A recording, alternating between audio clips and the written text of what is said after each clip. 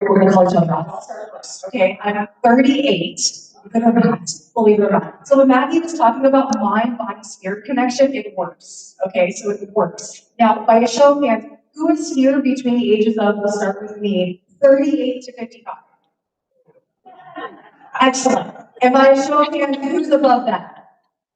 Yeah! Okay! All right, here we go. We'll keep it simple. We'll keep it simple. And that's the focus of today, everyone. Today is a conversation to keep it simple, to give you tools and resources that are going to be with you beyond this room, beyond the pill from the doctor as a band-aid to help you with conditions.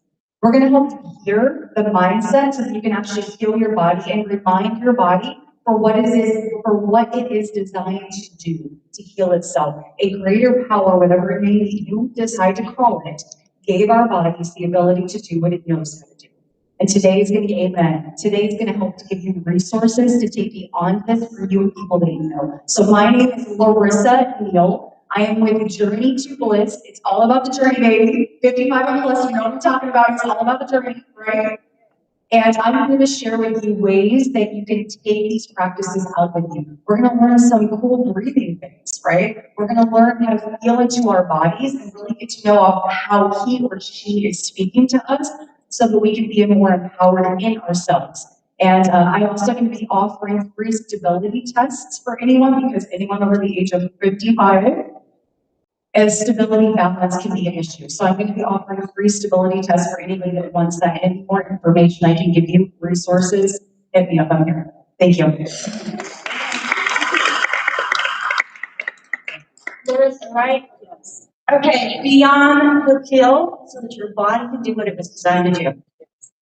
Okay? God did not create junk, nor are we chemical deficient. My name is Becca Dukes. I'm a certified naturopathic practitioner and a certified holistic health coach. I brought some of my friends who are also certified holistic health coaches, and another person that I'll introduce in just a moment. I'll introduce. Oh, no, I'm sorry. Somebody else is going to introduce him. My bad. But we are here and we're going to be offering free health assessments. We go through symptoms to find root causes. Because wherever your pain is, it has a deeper root.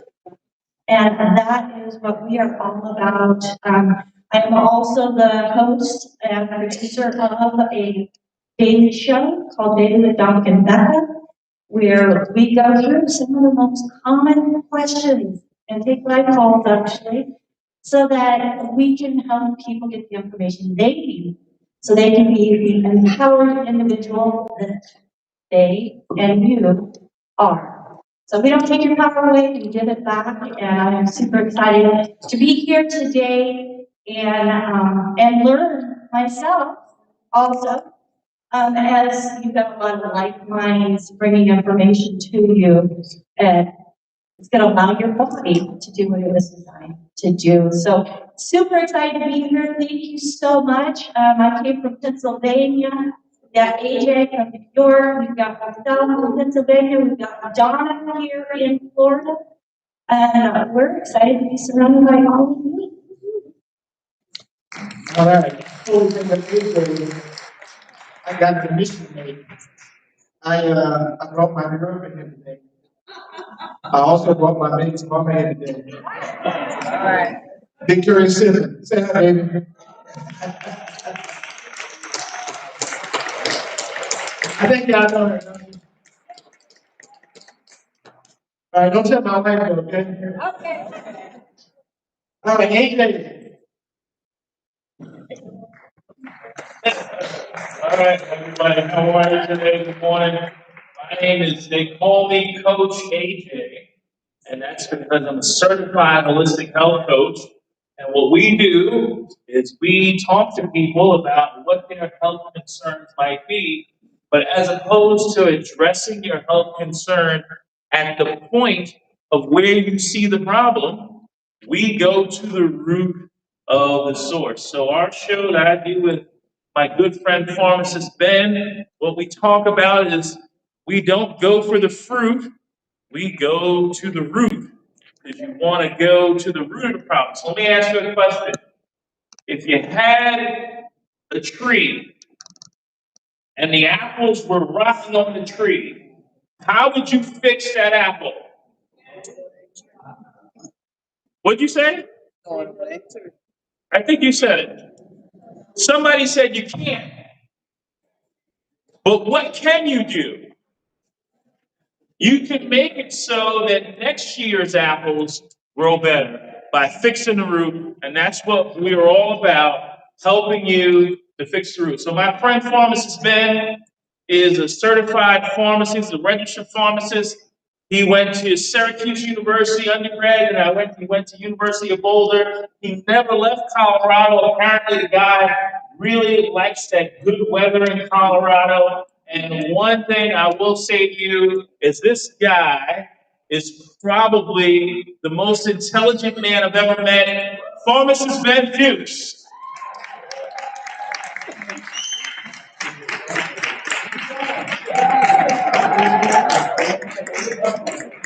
Yes, I know. What's going on? What's up? Yes, thank you. In our business, we get standing ovations all the time. Thank you, Senator. Thank you, AJ. Thank you, ladies and gentlemen. Thank you, Larissa. That was awesome. I wanted to come up here, help me out. Here. And thank you, everybody, for putting this event on. I appreciate all of you. Let's get right to it. One more thing? One more thing. What's that? If folks want to ask questions and they want to ask them private, we'll be available after. We'll be able to answer questions in private if you want to ask questions in private, but I prefer that you ask questions here because if you have a question, somebody else probably has it too, and if I answer for you, I'll probably answer for other people as well, okay? So we're going to talk about health. How many of you guys are interested in the concept of the topic of health? Not sickness, health. A lot of times we decide we want to come to health because we're sick. That's the wrong way to look at it. You want to look at health as your birthright. Our bodies are designed to be healthy. Our bodies want to heal. So what does that tell you? If your body wants to heal, but you're not healthy, what's that telling you? We're missing something. We're doing something wrong. We got to adjust. We got to turn the dial. And that's what we're going to talk about today. Hosea 4:6. My people perish for lack of knowledge. Knowledge. It's a tragic situation. Knowledge not difficult. Am I coming through here? Just focus on this. My people perish for lack of knowledge. That was 100 BC. Hasn't changed. Alexander the Great. Obviously, he was great. It's right in his name.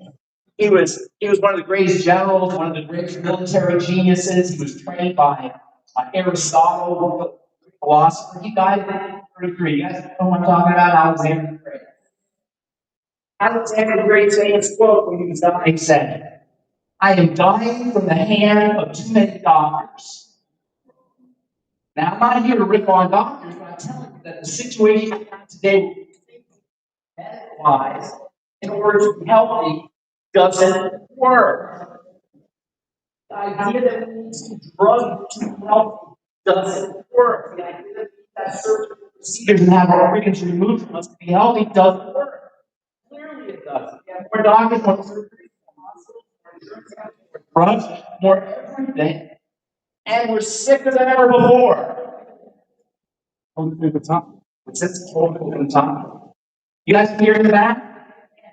Okay? So we clearly something's wrong. What's the definition of insanity?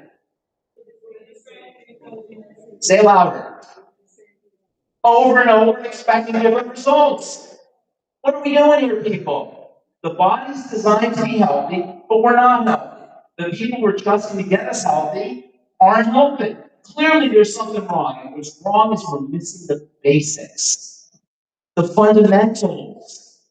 The basic idea to be healthy requires the outside world coming into the inside world, our bodies, to make us. That's what the body is. The body is the end result of what we put inside it. And by the way, when I'm talking about putting it inside it, I'm not just talking about food, and I'm not just talking about nutrition. I'm talking about spiritual, mental, emotional, and physical. All dimensions. There are 4 dimensions of health, there's 4 dimensions of wellness, and there's 4 dimensions of disease: spiritual, mental, emotional, and physical. And I'm not here to talk about the spiritual side for a little bit. I'm not here to talk about the mental side, except for a little bit, and the emotional side, except for a little bit. We're going to talk about the physical nature of health and wellness. I call my talk SMEP: spiritual, mental, emotional, and physical. So let's touch on each aspect before we get into the physical side, because they're all important. When we talk about spiritual, I'm not talking about denominational, I'm not talking about religion. I'm talking about the idea that we're connected. Every time I breathe out, you breathe in. Every time I speak, you hear my voice in your head. We're all linked. In physics, they call it unified field theory. Everything looks like there's space in between here, but if you could see with the right vision, you'd see that there was energy coming out of my heart, energy coming out of my brain, energy coming out of your heart, and your brain. And in this room, there's one big field of energy. We're all connected. And this is very important when it comes to health. The word health actually comes from the word whole. Whole means connected. Illness is a fragmentation, it's a breaking apart. You know, if you look at the dictionary under phobia, what does phobia means? Fear, right? If you look in the dictionary under phobia, it'll tell you that there's lots of phobias. There's people who are afraid of spiders, snakes. What's number 1 phobia? Number 1 fear? Heights. Not heights. What? Government? No, that's not good enough. Oh, airplanes? I thought I said government. Airplanes? No, it's the number 1 fear. Okay. Public speaking. There are people who'd rather be in the casket than to give the eulogy. That's the number 1 fear. There's a fear of dying. There's actually a fear of peanut butter getting stuck in the roof of your mouth. There is, that's a legitimate fear. But really, there's only 1 fear. And that is, there's only 1 fear, you guys. Do you want to know what that fear is? There are all these other fears: spiders, snakes, peanut butter getting caught in the roof of your mouth, death, public speaking. There's only 1 fear. You know what that fear is? The fear of the unknown. That's the only fear we really have. And this is built into us, the fear of the unknown. When we go out, we don't know what's going to hit us. And this is the scary thing about community. We have to really come to grips with this. What's that? Open We have mic. to really, Yeah. like this. We have to really come to grips with this fear of the unknown. What does this have to do with health? Well, the reason it has to do with health is because we have a part of our bodies that take the outside world and turn it into the inside world of the body. There's a section of the body that takes the sights, the sounds, the smells, the touches, and tastes. What do we call those? The senses. There's a part of our body that takes the sounds through our ears, the sight through our eyes, the touches through our skin, the smell through our nose, and the taste through our mouth. It turns it into chemistry inside the body. What's that part of the body called? It's called the nervous system. Nervous system is tasked with taking the outside world and turning it into the inside world. But here's where it gets tricky. You see, there are 2 nervous systems. Did you know you have 2 ways of seeing the outside world and converting it to inside world? We have one nervous system that's designed to see threats. A nervous system that's designed from an evolutionary standpoint to see lions and tigers and bears ready to eat us. And when the nervous system sees lions and tigers and bears ready to eat us, it makes our heart race. It makes our eyes get wide. It makes our blood flow from the front of our brain, where we make good decisions, to the back of our brain, where we can run. It's called the reptilian brain, the fight or flight brain. This part of the nervous system that's designed to detect threats will shut down healing. Why? Because when you're running from a saber-tooth tiger, you don't have time to heal, you gotta run. This part of the nervous system that detects threats will shut down your digestive system. Why? Because when you're running from a saber-tooth tiger, you're not supposed to stop and eat lunch. It'll close up your bowels, because when you're running from a saber-tooth tiger, you'll get the message. This part of the nervous system that detects threats will shut down your immune system, so you'll be more susceptible to diseases, because who cares about diseases if you're running from a saber-tooth tiger? In fact, almost everything we hate about health, about our life, about dis-ease is controlled by this nervous system that is the survival threat nervous system. And if you want to have a good, long, happy, strong life, you have to figure out how to turn on the opposite nervous system, the safety nervous system. In fact, this other nervous system is what makes us have a great life. This other nervous system is takes blood from the back of your brain, puts it in the front of your brain, we get great ideas. This other nervous system, the safety nervous system, makes your muscles strong. The safety nervous system turns on your immune system so you can fight diseases. This safety nervous system makes your skin beautiful and makes you produce a lot of collagen. This safety nervous system is where you want to spend most of your life. You digest your food better. You have more fertility. You know, there's an infertility crisis in this country and around the world, largely because many of us are living in the emergency nervous system. Learning how to activate the safety nervous system is critical, and the only fear we have is the fear of the unknown. Knowledge is one of the most powerful tools we have to activate the safety nervous system. By the way, the safety nervous system is called the parasympathetic nervous system. The emergency nervous system is called the sympathetic nervous system. And learning to activate the parasympathetic nervous system is job number one if you want to be healthy and whole. So how do we activate the parasympathetic nervous system? We're going to talk about some of the great ways you can do it here over the next hour or so, hour and a half, and I'll be happy to questions at the end. But right away, I can tell you one of the fastest ways to activate your safety nervous system, to tell the body it's safe. You guys want to know? All of you want to know how to activate the safety nervous system? Don't you want to activate the safety nervous system and build your immunity and help your digestive system work and prevent wrinkles and fine lines on your skin? Lose weight, by the way. Weight gain is part of the emergency nervous system. The fastest way to activate the safety nervous system is to put spirit inside your body. To put spirit inside your body from a physical perspective is to inspire, is to re-inspire, is to breathe. Many of us don't breathe correctly.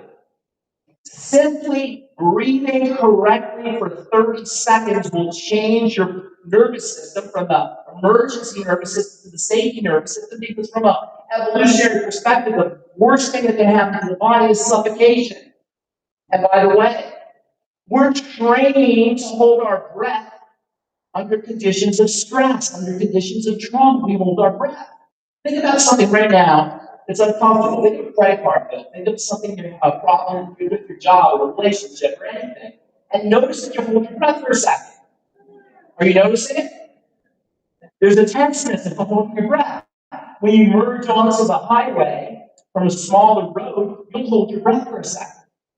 And these tiny little micro holding of your breath over the course of time add up to the point where, when we reach a certain age, we're completely solid.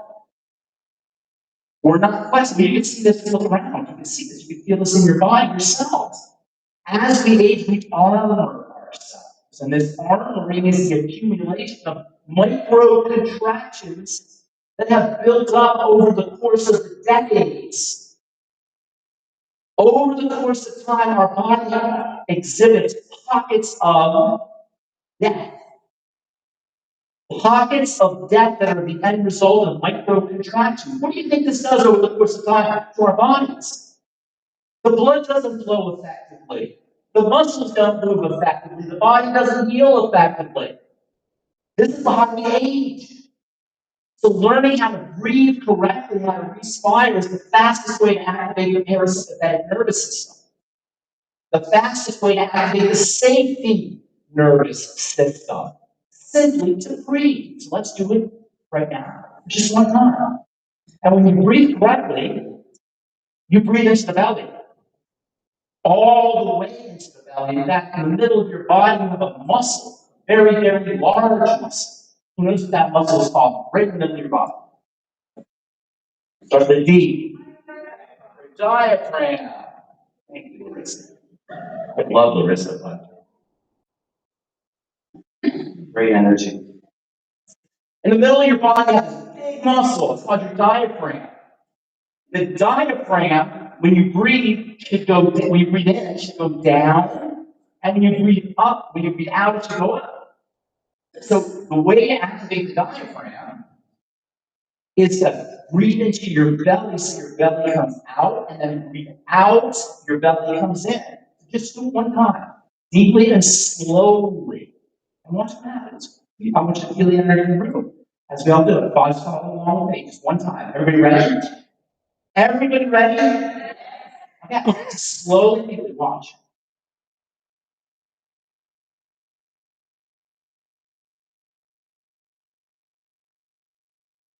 You guys notice? Notice how we're going to calm down? That's one time. Imagine doing this 10 times. 10 times a day. 10 times in the morning, 10 times at night. Imagine you do it 10 times more than 10 times at night for a week, or a month, or a year. It'll completely change your life. Something as simple as breathing correctly. And there's more. There's more. By the way, the diaphragm, being a muscle, is like a second heart. So if you have heart disease, you can actually support your heart by breathing deeply in and breathing and exhaling out. And activating the diaphragm so it pumps your blood. Your doctor tell you this? No, they don't tell you that. Nobody tells you that. They want us drugs. They want us to go back and switch to the medical, to interact with the medical model. Our message is we can do this ourselves, and nothing exemplifies this more clearly than the power of the breath. And its activation, by the way, of the parasympathetic nervous system, this activation of the safety nervous system, which we all should be doing, to deactivate the fear response. Breathing is the way that we connect, by the way. This activation of the safety nervous system is the physical manifestation of what Jesus says when he helps we have to be saved. See, from a physical perspective, we have to be safe. We have to be safe. We have to activate the parasympathetic nervous system. We have to feel safe in the world. We have to feel connected. The word religion means to connect, relive, to reconnect. We want to be connected. We want to feel connected. I and the Father are one, means we're connected. We can all do this, and by the power of breath, we can still connect to the energy in the universe simply by breathing. Anything you can do, as a matter of fact, activate the parasympathetic nervous system, can add years to your life. It's going to help you prevent disease. Don't watch the news, by the way. That's the worst thing you can do. If you want to activate the parasympathetic nervous system, there's a reason. There's a reason. So the safety nervous system is pitted against the fear nervous system. What does fear stand for, by the way? Fear. F-E-A-R. Say it louder. Fear is the false evidence appearing real. Fear is the lie. Who is the father of lies? The fear nervous system. The parasympathetic nervous system is your love nervous system. Your safety nervous system is what we need. We're activating the love response. Why do you think we're all obsessed? Not everybody in this room, but everybody in the world is obsessed with finding love. Right? There's dating sites. You got all these TV shows, The Bachelor and The Bachelorette, and everything simple love. What is love? Love together. Love is the attraction of force. If Satan is the father of lies, Jesus is the father of love. The Pearson said, "This is your love nervous system. You're sitting in your Christ nervous system." This is what we want to live in, the parasympathetic nervous system, the Christ nervous system, the love nervous system. Not in the fear nervous system, not in the Paul said in the fear nervous system, not in the father of lies nervous system. Can you guys relate to this? Can you feel this? Disease is always the end result of over fear, over sympathetic. This is what causes separation. This is what causes fragmentation. This is what causes dis-ease. We want to come back into ease. This is what the parasympathetic nervous system gives us ease and as simple as tapping into the breath. There's other ways to access the parasympathetic nervous system. I said earlier how the sympathetic nervous system shuts down your digestive system. The sympathetic nervous system gives you anxiety. The sympathetic nervous system will keep you from sleeping at night. You don't have an insomnia epidemic in this country. You can't watch TV for half an hour without seeing a commercial for a pillow or a mattress or a formula of some kind because nobody can fall asleep. We can't fall asleep because when we go to bed at night, we're living in our fear nervous system and we're worried about our bills and we're worried about our sickness and we're worried about our families and we're worried about all the things we're worried about right now. Does this make sense? We're living in the sympathetic nervous system when we can't fall asleep. We're living in the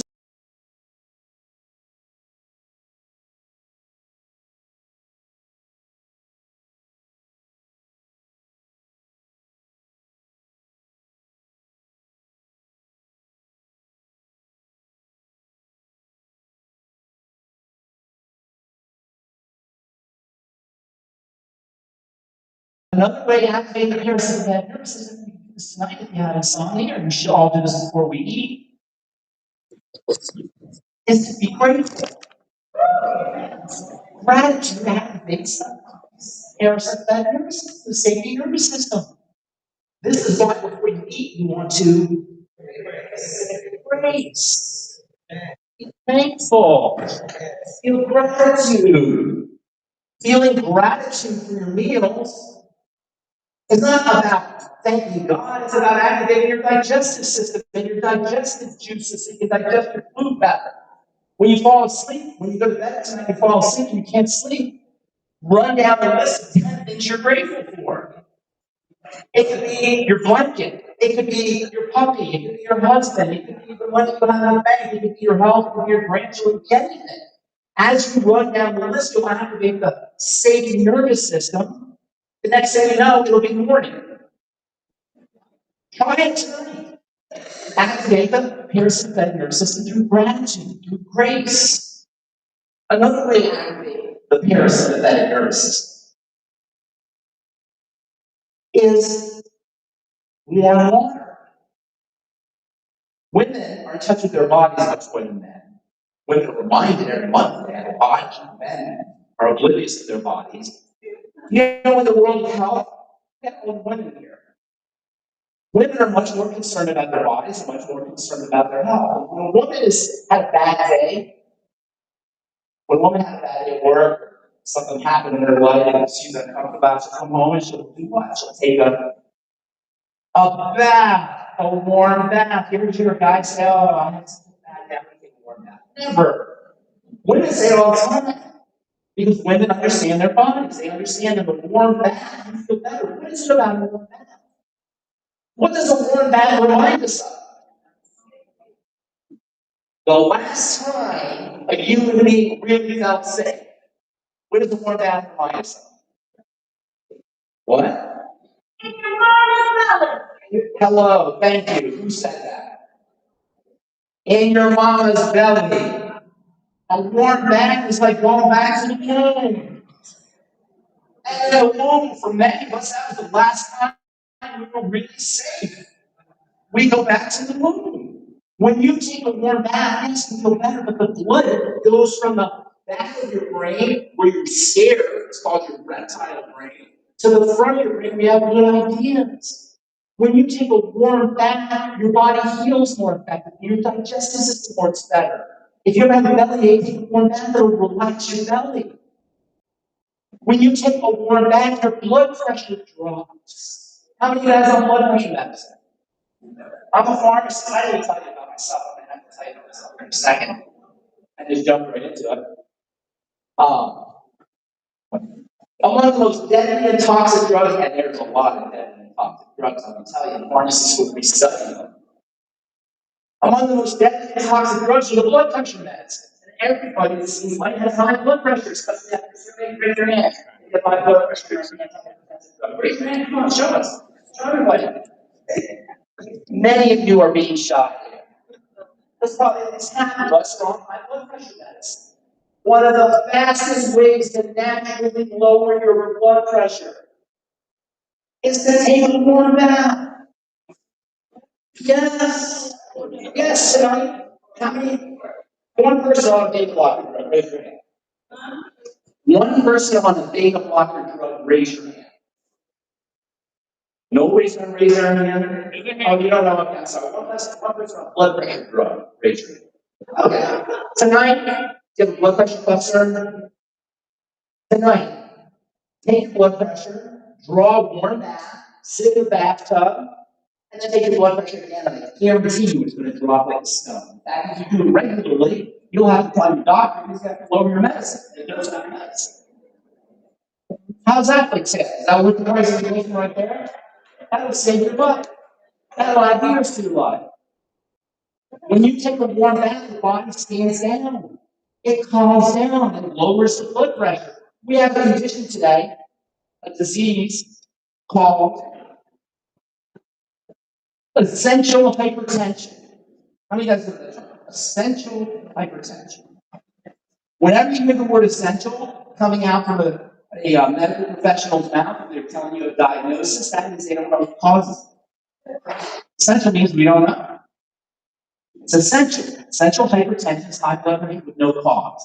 Well, let me tell you something. There's nothing that has no cause. But that's what they'll say. There's no cause. It's just part of you. I'm telling you, you go high blood pressure because you're activating the parasympathetic nervous system.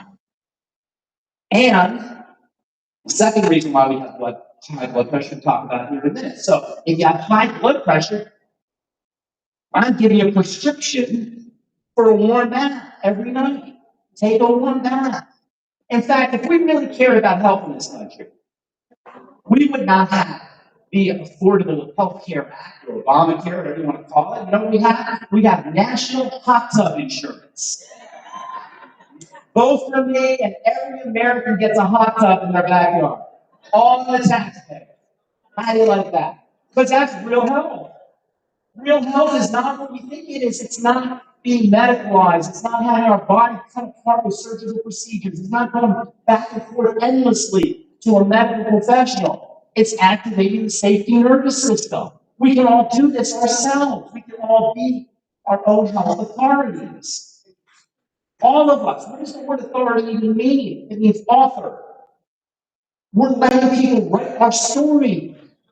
They're writing our health story for us. They're our health authorities. We want to take that power back with something as simple as breathing, with something as simple as taking a warm bath, with something as simple as activating the parasympathetic nervous system, as we'll talk about in a moment, with something as simple as how we nutrient and nourish ourselves. There are so many tools we have at our disposal to not take drugs, to not suffer with diabetes, to not have heart disease, to not fear cancer. We have so many tools, but nobody's telling us this. My people perish for lack of knowledge. We're not understanding, we're not being taught this. This is what our message is we have more power than we know. We are more powerful than we're being told. And we can all do this from the comfort of our own living rooms and bathrooms and bedrooms and homes. Vote for me and you'll get a hot tub in your backyard. Vote for me and you'll have national massage insurance. How do you like that? Yes. Every American gets 2 massages a week, but that's real health. That's real health. That armoring that we talked about where your body holds energy Every time we have a trauma, or every time we have a concern, or every time we have a worry, that's stored in our bodies. That's stored in the most important part of our bodies, which is called the connective tissue. We'll talk about it in a moment. When you relax the connective tissue, you open everything up, you activate the safety nervous system. There are massage therapists will tell you, and maybe you guys have gotten massages before, that people cry on the massage table. Have you heard of this? They will actually cry because as their bodies are being massaged, they're releasing old energy, old traumas from childhood and from infancy. Most of us are still holding on to this. I think it's funny. Most of us are still holding on to this. So learning to activate the parasympathetic nervous system, I'm not going to belabor the point. There's lots of ways to do it. You can take a warm bath to do it. You can breathe to do it. You can even just throw warm water. Have you ever noticed, hey, great ideas in the shower? How many of you guys have noticed that? Take a warm shower, you have these great ideas, things you want to do, right? What is that about?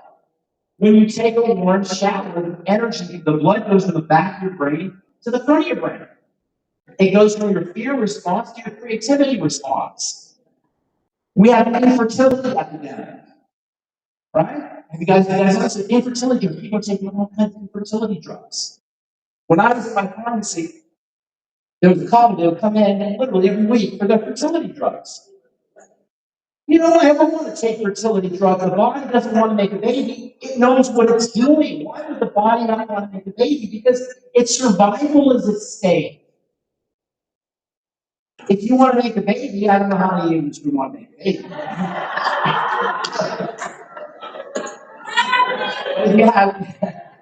You don't want to make a baby, absolutely.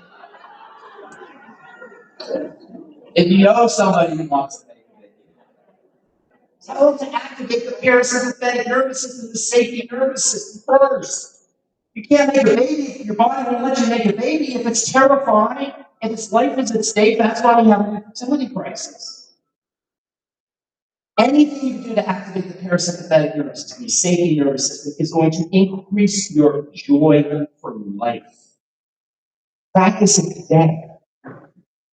And of course, one of the best ways to tell the body it's safe, because that's what this is all about, tell the body it's safe, is to give the body resources that it needs to perform. See, the body is not what we think it is. When we look at the body, we see everybody's full body. But if you're interested in health, you don't see the body as a full body. You see the body is made up of parts. Little tiny parts. In fact, the body is built like raisin bread.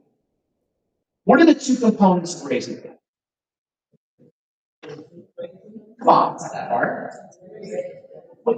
Raisins and bread, right? The body is made up like raisin bread, raisins and bread. This lady's looking at me like, what the heck are you talking about? What's your name? You're going to be my new best friend here. What is your name? What's your name? Mary. So I'm very glad. It's not stop laughing. That's parasympathetic. We laugh because we activate the parasympathetic nervous system. Nothing wrong with that. Just don't laugh at me. So the body made up like raisin bread. Two components, raisins and bread.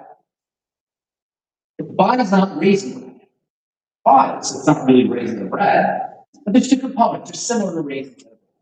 The raisins and bread in the body are called cells and stuff. Okay, not stuff. It's called tissue. Tissue. Who said that? It's called tissue. You have cells and you have tissue. But you see, the body is divine. Raisin bread really has a little bit in it. It's divine. Everything's divine. The two components in the body, the raisins and the bread, are not like ordinary raisins. That's because the body's magical. It's divine. You see, if you took some raisins and you put them on the counter right here at the table, and then you went on and did your business, and you back and looked at the raisins, and all of a sudden they were raisin bread, and you go, oh my God, magic raisins. Raisins that made their own bread. That's amazing. Right? Raisin bread is amazing. You know, raisins make their own bread. That's the body. The body is raisins that make its own bread, cells that make its own tissue, cells that make its own stuff. Behold, I make all things new again is our testimony to the fact that whatever health challenge we have today, we don't have to have tomorrow, because you see, the cells are always making stuff. the raisins are always making bread.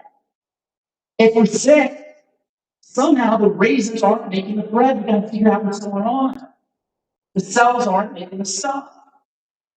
So what does a cell need to make the stuff? That's the question. What does a cell, a raisin, need to make the bread? A cell need to make the tissue.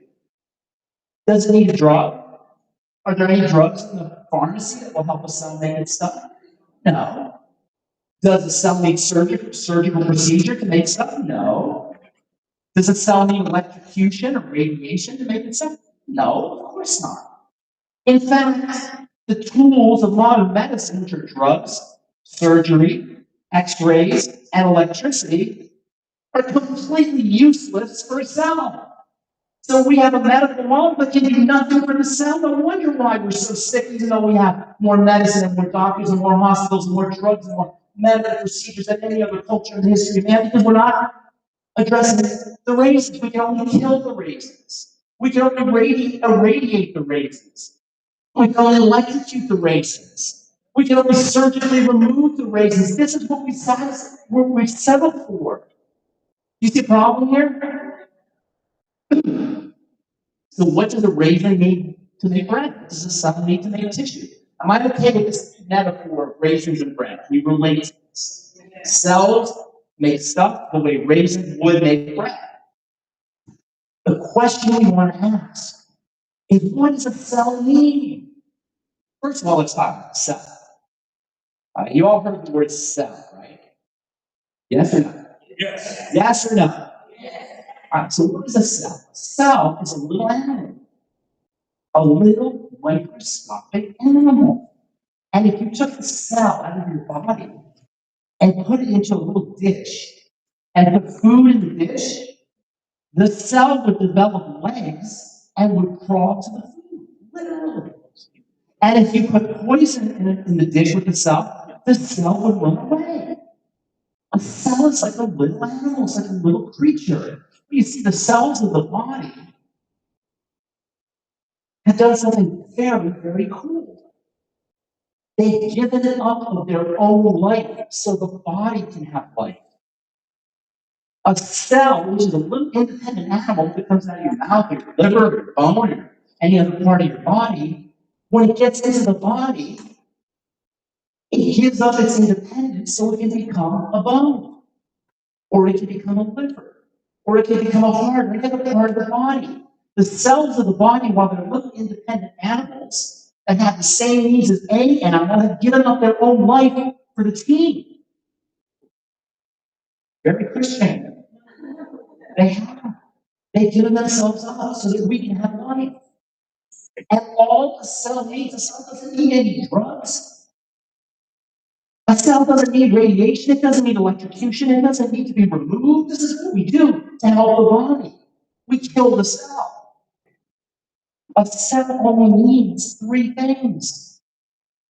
And if you understand that all disease is cell disease, all of a sudden now we have some power. And that's what this entire conversation has been about, giving our power back, taking our power back from those who want to take our power from us. And understanding what this living creature that has given up itself for the team needs is so important for the recovery and healing process that we cannot heal, we cannot recover, we cannot have a good long life without understanding what a cell needs. And by the way, this little creature called a cell is invisible. It's microscopic. You can't see it. You need a microscope to see it. And perhaps you remember from high school biology or chemistry where a cell is a circle on the blackboard. No, that's not what a cell is. A cell is a blob. A little microscopic blob. And in that blob, you have millions of working parts, praise God. How do you have millions of working parts in a microscopic blob? And in that microscopic blob, you have 6 feet of DNA. So much DNA, perhaps you've heard the term DNA, so much genetic material, that if you add all the DNA in your body, and all the cells in your body, all that DNA would go to Saturn and back 6 times in one body. And in that cell that has millions of working parts. You have little compartments that are constantly shape-shifting. This is a microscopic blob, people. We should be sitting in slack-jawed amazement on our knees, praising Jesus for this amazingness that is in our bodies. And all this tiny little cell is asking for is three things. Just three things. It wants oxygen, it wants food, and it wants a clean place to do its work. That's it. And you can't even provide the cell with that. Because over the course of time, our cells become starved. They become suffocated. And they swim in an ocean of their own waste. And they can deal with it for a little bit. But over time, eventually, a cell can't deal anymore. So you know what happens then? It dies. And when a cell dies, the little raisin that's making the bread, the cell that's making the body, when a cell dies, it does what any other body does when it dies. Remember, the cells in a creature, it's a living creature, it's an animal. And when animals die, they explode and leave waste. This is why we bury our dead. In fact, archaeologists and anthropologists, they can tell how advanced the society is by whether they're dead, because we bury our dead, because dead body has all kinds of bacteria and acids and toxins, so they have to be buried or cremated. You can't leave dead bodies. In the Middle Ages, I don't know how you guys have military history, but in the Middle Ages, they throw dead bodies over the castle. And even today, they'll put dead bodies in water supply, terrorist groups and guerrilla groups, because dead bodies are poison. All dead bodies are poison, including a dead body that's a cell. Because a cell is like a little animal, like a little body. And when a cell dies, it explodes, and all of its acids come out, and all of its enzymes come out, and all of its inner workings come out. And that's a very dangerous situation for the body. So you know what the body does? It has an incredible way of protecting itself in dead cells from all the acids and all the good that's coming out of the cell dies. It will wrap that cell around with proteins and with fibers and goo and to protect the rest of the body. Can you picture this, you guys? I'm going somewhere with this. Can you picture this? A cell dies when it's starved, when it's suffocated, when it's toxic. It releases its waste. The body will surround that cell to protect it. What is that protective substance referred to as? Anybody know? Starts with an I. You've all heard it. The protective substance that protects the body from cells that are exploding and leaving their poisons behind is called inflammation. Oh, now you know. This mysterious word that your doctor's always saying, inflammation. Inflammation is the body's protective response. It's protecting itself from all the acids and enzymes that are coming out of the cells. So you end up with a dead cell because it's starved, because it's suffocated, because it's toxic, swimming in its own waste. The body dies, it explodes, and the body puts a little airbag, if you will, around itself to protect itself. Well, this is fine at one time, but over the course of the months and the years and the decades, eventually what happens is lots of cells are dying, and lots of airbags are being produced, and lots of inflammation is building up. This is where it comes from. It comes from dead cells. And once you have inflammation, that's great because it protects the rest of the body, but now you cannot get through. And nutrition cannot get through, waste cannot get through, so more cells die. And more inflammation occurs. And more cells die, and more inflammation occurs. This is the downward spiral we're all at in this room. Of cells dying, the body protecting itself with inflammation, more cells dying, the body protecting itself some more cells dying, etc., etc., etc. The downward spiral of cell death and inflammation. Is this making sense to us? This is how you get sick. Did I say anything that you need to go to medical school for? This is not complicated. They want us to think it's complicated. It's the technique of tyrants throughout the ages to confuse people so we give it up. We don't know who helped me. It's how lawyers work, it's how the legal system works, it's how politics work, it's how the tax system works, and it's how the medical model works, it's how the institutions work. It's always the institution versus the individual. The institution does not care about the individual. The individual lives and breathes.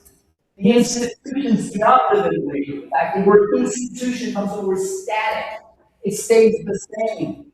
If we rely on institutions to take care of us, we'll be in big trouble, which we are. Because we're relying on institutions to take care less about us as individuals to take care of us. That's a big problem. So, the cells are the nexus of health or the nexus of disease. And all of a sudden, these three things. It needs food, it needs oxygen, it needs a clean place to live. That's it.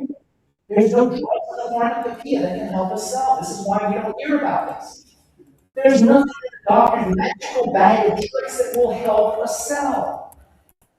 The medical model cannot feed a cell. The medical model cannot oxygenate a cell. The medical model cannot keep a cell clean. The medical model can only poison, irradiate, electrify, electrocute, or excise. Think of a cell like a baby. Think of a cell like a living. And a cell that is not getting fed, that is not getting oxygenated, that is not getting purified and detoxified, is a distressed cell. Just like if your baby is crying. If you have a baby crying, you go through that not around babies. You go you excise the baby, you electrocute the baby, you irradiate the baby. We need to start doing more simple for babies. Because they're us. We need to start loving ourselves. Not executing them, not removing them, not drugging them.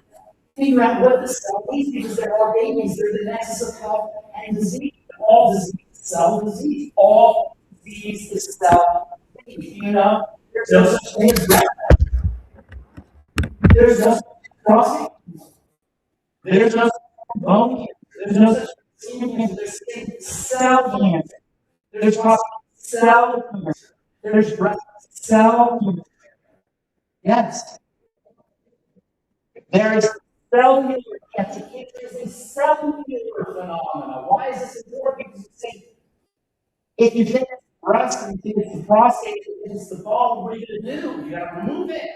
But if you see it's the cell, now you can start to address the cell's basic needs with food, with oxygen, and with a clean place to do its work. That's all they ask for. It just needs nutrition, it needs oxygen, and it needs a clean place to do its work. How hard is that to provide? Here's something interesting for you. We talked about that. How do you guys know about that? TMI, information. Yeah. Extra. Okay, so here's this. So you talk about cells. There's actually two types of cells. There are old cells, we call cell 1.0, and then there's advanced cells, we call cell 2.0. Cell 2.0 is the kind of cells we have in our bodies. They can do lots of things. They can become bone in the liver or lung or any part of the body. They have lots of working parts in them. Most importantly, these advanced cells can breathe, and they can use oxygen. But then you have the old-time cells, the primitive cells. The primitive cells, they don't become organs. They just become slimes. And they don't have a lot of working parts in them. They can't breathe, and they just divide and divide and divide. On cell 1.0. If you're scientists, you call prokaryotes. We're not going to go there. On cell 1.0. The cells in our body are cells 2.0. When a cell is suffocated, when a cell is toxic, swimming in its own waste, and by the way, sugar counts as waste. That's a problem. Going back in a second. And when a cell doesn't have nutrition needs, it's starving, it will die. You said that, right? It will die every once in a while. Instead of dying, cell 2.0 will becomes cell 1. When a cell is toxic, when a cell is starving, when a cell doesn't have enough oxygen, it'll die. But every once in a while, it'll see through it, and instead of dying, it will become cell 1. And instead of becoming a lung or a liver or a skin or a bone, it will divide and divide and divide, and it will form slimes, and it will form growths, and it won't become an organ. You know what we call cell 1.0? We call it cancer. And that's what cancer is. Cancer is the end result. Remember, there's no breast cancer, there's breast cell cancer. There's no prostate cancer, there's prostate cell cancer. There's no bone cancer, there's bone cell cancer, et cetera, et cetera. Cancer is a cellular phenomenon. It's the end result of the cell that start and suffocate and toxic for so long, it doesn't know what else to do. A cancer cell is a cell that's at its wit's end. It's frustrated. It's like you've been, this is your liver cancer cell talking, saying, you have starved me, you have suffocated me, you have made me swim in my own ways for so long, I'm not going to be a liver. I'm just going to go out and die on my own. And we think we get cancer. We think it just comes to us. This is the model we have of our bodies versus the world. The world is attacking us. Our bodies are attacking us. Our cancer has to be false. We have a war on cancer. It's full of stuff. It doesn't know what else to do. We have a world. And we jump, and we radiate, and we electrocute, and we remove. And all it wants to do is the food, it's the oxygen, and that's all it is. That's all it wants our bodies. And we can figure it out. We can take care of the loneliness by making sure that we put it on physically as well as emotionally and spiritually clean. And perhaps most importantly, we can take care of these cells. We believe that so much of the goodness of us so we can have life. Cells don't eat like we eat, but it doesn't just mean energy. Steak and broccoli. A cell will be called the mighty non-essential nutrients. A cell vitamins. A cell mineral. A cell amino acids. A cell fatty acids. And this is why the physical perspective of those powerful tools we have at our disposal is what we're eating. And I'm not talking necessarily about the food we're eating, but the nutrition we're eating and the powerful role of the food, what nutrition we're eating there. So the food is not nutrition. The food is not giving the cells what it needs. The food is providing the cell what it needs by giving it, and the food is providing the cell what it needs by putting the raw stuff in. You have a question? No, I have a question.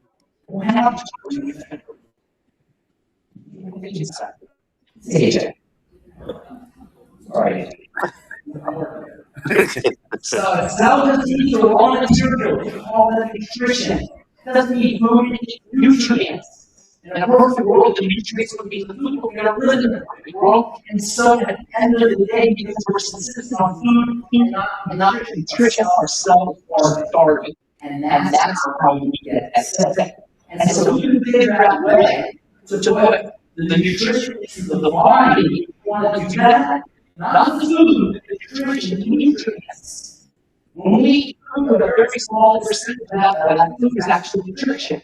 Most of it comes out of us. If you want to be healthy, if you want to be maximum healthy, flood the body with nutrients. Drown the body with nutrients. Saturate the cells with nutrients. When you squeeze it, nutrients will come out. You want to be drenched in nutrition. Pharmacy, next to medicine. That means the more powerful the dose, the more powerful the medicine. The same is true of nutrition. The more powerful the dose of the nutrients, the more powerful the nutrition. And this is what we do. AJ, myself, and Rebecca, and Don and Kelly. We travel around the country, we do Zoom calls, and we do lectures, and we have communicate one-on-one and helping understand how to use nutrition. The most powerful medicine. People sometimes say, hey, you're a pharmacist. Why are you talking about nutrients? You should be talking about drugs. You should be talking about pharmaceuticals. You should be talking about medicine. I am talking about medicine. I'm talking about God's medicine. I cannot God's medicine. You want to the vitamins, the minerals, the amino acids, fatty acids, they nobody has a renal deficiency, or a deficiency, or a intensive deficiency, or a chemotherapy deficiency, we have vitamin deficiencies. We have mineral deficiencies. We have amino acid deficiencies. We have fatty acid deficiencies. So the work that we do is help people understand how to use these nutrients to restore their cells and their bodies back to health. And the miracles that we see when we put people on these nutrients would blow you away. And we see them daily. And you could see them for years. I've been with this nutrition since 1998. I can't count the amount of times I've seen people reverse diabetes, reverse diabetes, get off, and they lose the count. Even cancer can be reversed with the body itself have exactly what they need. And that's what the message is about. We're starving. We don't need to get to be fed. We need the right substances for the cells to do the work. We talk about breathing. Detoxification is important, but nothing is more important than the vitamins, the minerals, the amino acids, the fatty acids, the food, vitamins. And this is and so you with nutrition rest on the great benefits of the human body. The sicker we are, the faster we get to our body. The more pounds we need to lose, the faster those pounds will fall. This is a great gift for all this gift. It dries sucks up your water and this. And most of us are so nutrient deficient. We're so starving of the basic nutrients that as soon as you get back to the body sucks up the nutrients like a dry sponge. And you can observe this yourselves. I don't want anybody to think my word today. I want you to test and draw a break. You must get verified. Right? You want to test this out yourself. I don't want anybody to take my word for it. Today, get yourself on some minerals. You have that. Get yourself on whatever kind of nutritional supplement you want. And watch what happens. Liquids are always better. Liquid nutritional supplements are always better. I'm drinking liquid nutritional supplement right now. Liquids will work faster than salt. So if you really want to recover quickly, you can drink your nutrition. That's one of the fastest ways you can put nutrition back in your body is to get vitamins. There's no vitamins. I mean, that's not vitamins. Make juices, vegetable juices, not fruit juice, vegetable juices. Blend your veggies. Blend your veggies. In fact, if you blend minerals water, something very interesting happens. If you blend your drinking water, something very interesting happens. As you blend minerals and nutrients in water, it's similar. The vortex will electrify the water. You actually break the electric by blending your foods in a mix. And by the way, the water in the body is electrical. How many of you guys have heard that the body is 60 to 70% water? Have you heard that? Raise your hand if you've heard it. Now, how does that even make sense? We should be washing around the ground as we're walking with 60 to 70% water. How does that even make sense? How can the body be 60 to 70% water? And we're not sloshing around. Well, it turns out that water in the body is not ordinary water. That water in the body is electrified. It's magic water. It's crystalline water. It's structured water. It's not very physics. And what holds us together is the electron that creates solid. We have the water in our body is not water that you drink, it's solid water. Yes, solid water. It's all structured water. And that solid acts like a solid in the sense that if you communicate at the top of the water, the signal goes right to the bottom of the water from your head to your toes instantly. It gets transmitted to all that water, and that structured water is 60 to 70% of our bodies, is how we stay healthy. And as we age, guess what happens? The water loses structure. It becomes incoherent. It breaks down. A light bulb gives off light. But you can't take that light bulb and carve out a tuner, or you can't take that light bulb and shoot it down a satellite, you can't take that light bulb and run your computer. You have to do something to that light. You have to turn that light into a laser. That's how the laser, right? What makes the laser so special? Why is that laser? Why is the laser so powerful down a satellite like a computer laser? According to the tuner, they take that light bulb. The difference between a light bulb and a laser is called coherence. The light bulb laser can emit light. If you want to know the difference between coherence and incoherence, it's about the last time you went to the symphony. You get in, you go to the symphony, they're all tuned up, all that way, right? How many of you guys make your class about? No? You just sit there, before you go to the symphony, right? What's the difference? No. Tuning up, and basically the music is here, coherence. When the music is playing, the violin is playing just so, the percussion is playing just so, the horns are playing just so, the strings are playing just so. Music. What are you tuning up all over the place? The body is like a symphony when we're healthy. As we age, we become more cacophonous, we become more chaotic, we lose our coherence. This loss of coherence is especially true about the water in our body. The water goes from becoming like a symphony to becoming cacophonous. It goes from being like laser to becoming like the light bulb. This is what aging is about. And this is why, as we age, we block.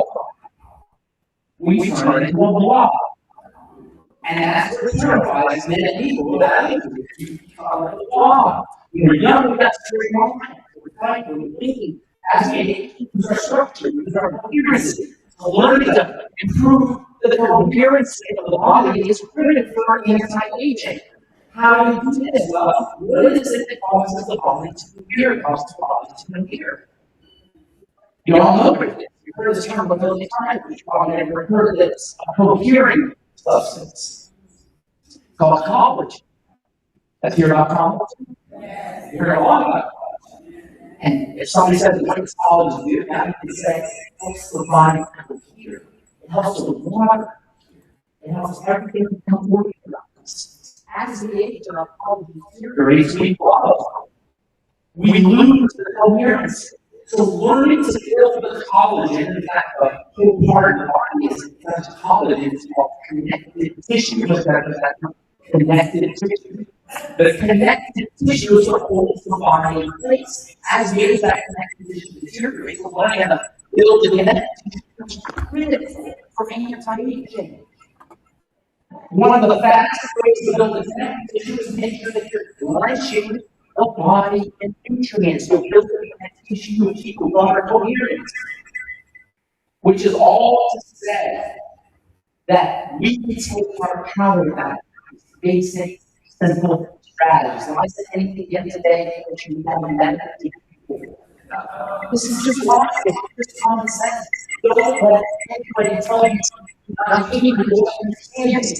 We don't need to all our health. We don't need authority. We can be our own authority when it comes to our bodies. What's more intimate to us than our bodies? We can do this ourselves through the power of activating the parasympathetic nervous system, through the power of simple strategies like breathing, like saying grace, like praising God, like activating safety, learning to live in safety.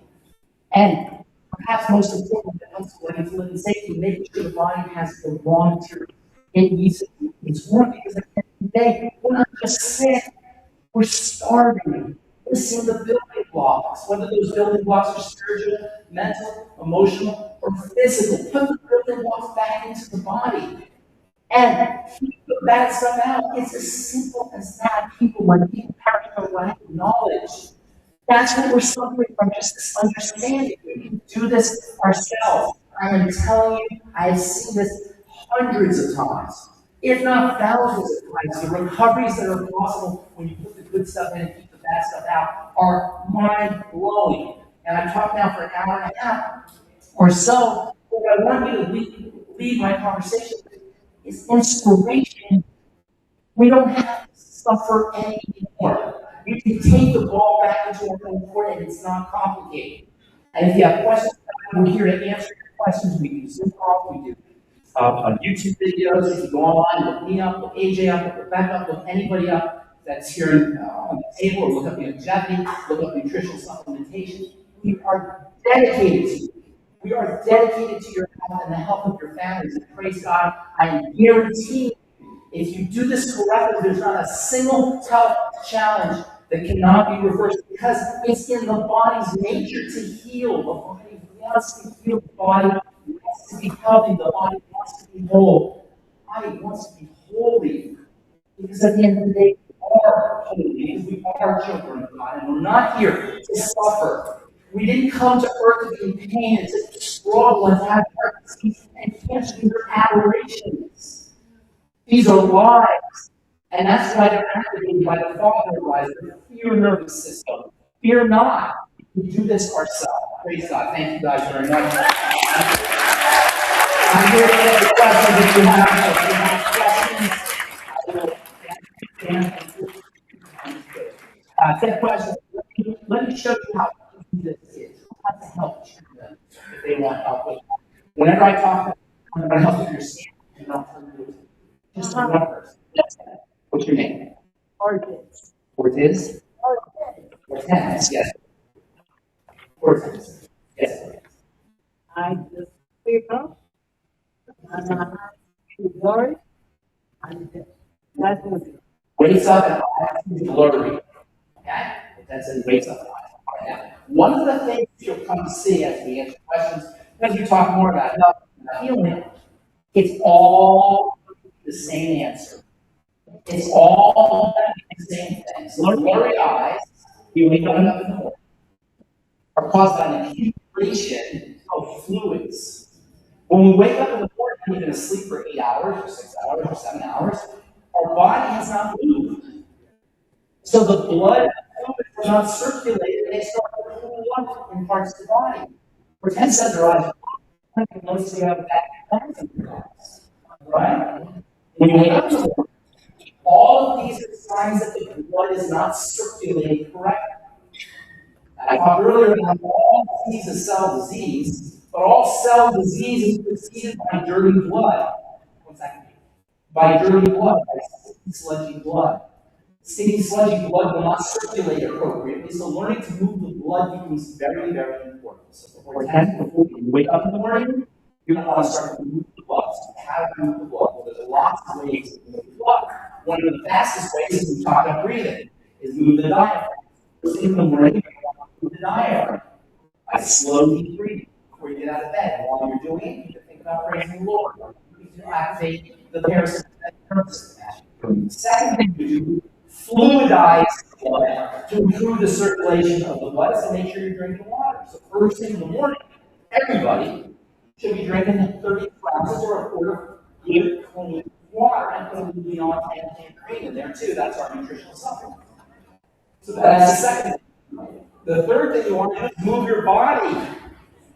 Anything you do with your body when you get up in the morning, jump up and down on the rebound. You know, rebound is a mini trampoline. One of the best tools you can get for anti-aging, a mini trampoline, and jump up and down a minute or 2 minutes first thing in the morning. Watch what it does for your eyes, watch what it does for your circulation. The third thing you can do is you can massage right around the eye areas, the orbital bones, right all in here. Massage it to improve the circulation, and you'll notice that Now, I'm assuming that your vision improves during the day. It's not. It's only first at night. If that condition persists, you may have some kind of eye condition if you want to check it out. But it's first in the morning, you want to improve circulation. Anything that you do that will improve the circulation of the blood will improve your health. The life of the flesh is in the blood. It's all about the blood. And it's no accident that most of our diseases today affect the blood because the blood is what delivers the nutrition and the oxygen and what detoxifies. And over the course of time, our blood becomes sticky and sludgy. This is why we have high blood pressure. This is why we have cardiovascular disease. And this is why we have renal health challenges. The blood moves the blood is critical. And one of the most important gums is the blood. I'll tell you a little story. When I was a kid, we were going to be mischievous children. They would not need my friends. I didn't do this.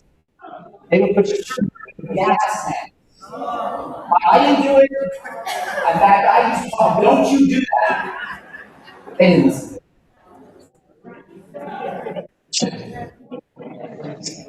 The sugar comes out of the gas tank. What? The sugar doesn't stay in our blood.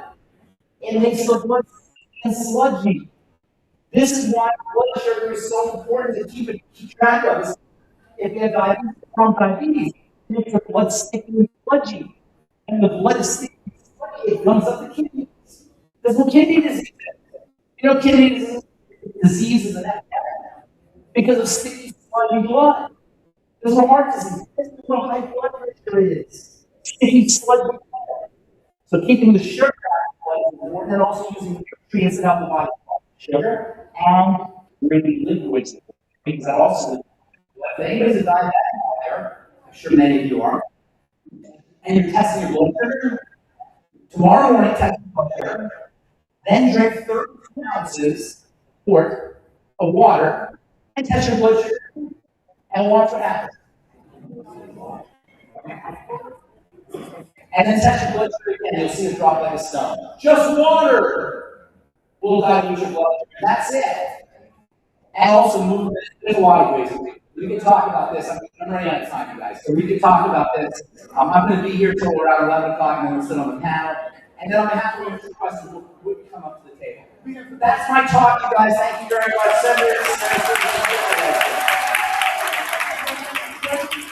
I'll answer questions when we have the table. What's wrong with your questions now? You want to answer questions? I'll answer questions all day. I'll stay here long as I think we have something wrong with love. Was that education? You feel more powerful?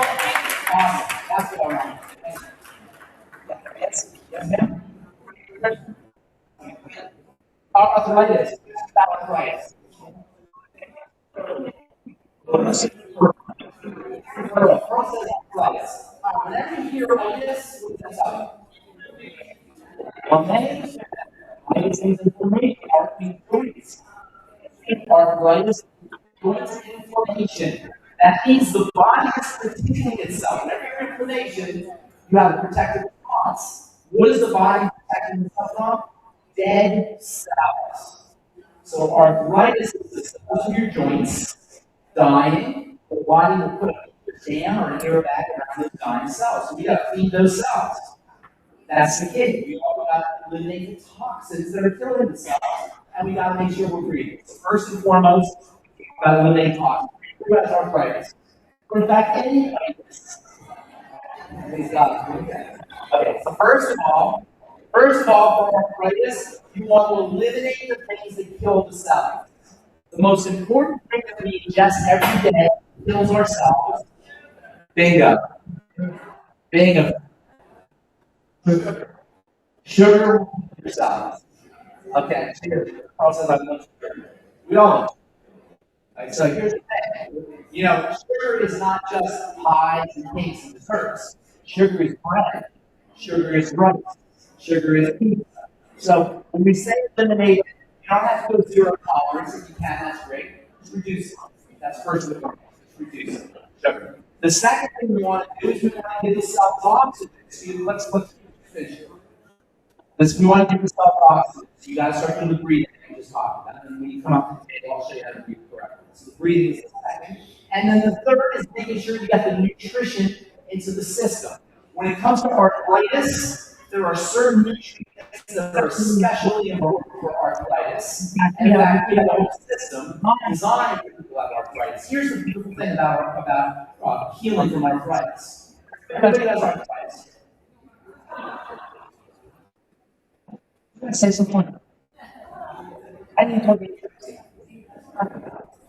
Here's what you do. Here's the beautiful thing about taking care of arthritis. The same stuff that makes up your joints in your knees and in your hips and in your elbows and in your fingers and in your toes, the same joints, the same tissue that keeps the joints moving, works in your face too. So when you have yourself with arthritis, your wrinkles go away. Because the connective tissue, the collagen in your joints is the same as the collagen in your face. So arthritis remedies are the best anti-wrinkle remedies too, but there's more. This is the beauty of nutrition, by the way. When you work with nutrition, you work with the whole body. You take a prescription drug, it just targets one specific part. When you work with nutrition, the whole body helps. You work with your joints, but there's more. The blood vessels that makes it joints. So you have blood vessels too. You know that when your blood vessels deteriorate, the body has a mechanism catching up the blood vessels. It has a band-aid. You know what we call that band-aid that catches up the blood vessels? Anybody know it? We call it cholesterol. How about your dog? The cholesterol band-aid. And then, oh, you have too much cholesterol. You gotta stop the cholesterol. That's like putting the baby to the cut. The stupidity of it. We are killing off the band-aid. The real question is how do we build up the blood vessels so that we don't need a band-aid? The blood vessels get built up from collagen. The same collagen in your joints, the same collagen makes up your skin. So when you take your arthritis medicine, you have your arthritis nutrients, not medicine, nutrients, and you have all the systems that will help you meet your joints, you'll help your skin, you'll help the blood vessels, and it'll reduce cholesterol deposits. And bonus, your heart sits on a framework of connective tissue, and when that connective tissue breaks down, you get heart disease. The heart itself has valves in it that are made up of connective tissue, like the mitral valve. And so when you use your arthritis supplements, you'll help your joints, you'll help your skin, you'll help your vascular clearing, you'll help your heart, and you'll help the valves. And bonus, this is how powerful nutrition is.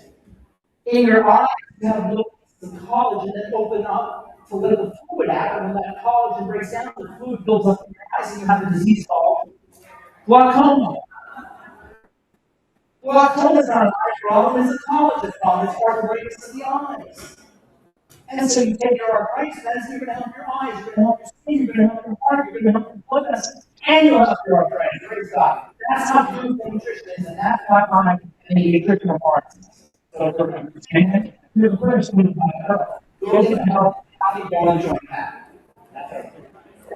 Okay. Knees. You know, they put knees in now, they put hips in now, and that's how they do it. They interact with factories, basically, where you go in and you come out. It's a terrible. Yes, ma'am. Working, okay. This is some policy information, and I won't open up that subject, but I have a concern. Many of us here are fixed income. There's a saying, you're watching your food is your medicine. Yes. Medicine will be your food. Beautiful. Take care of your body.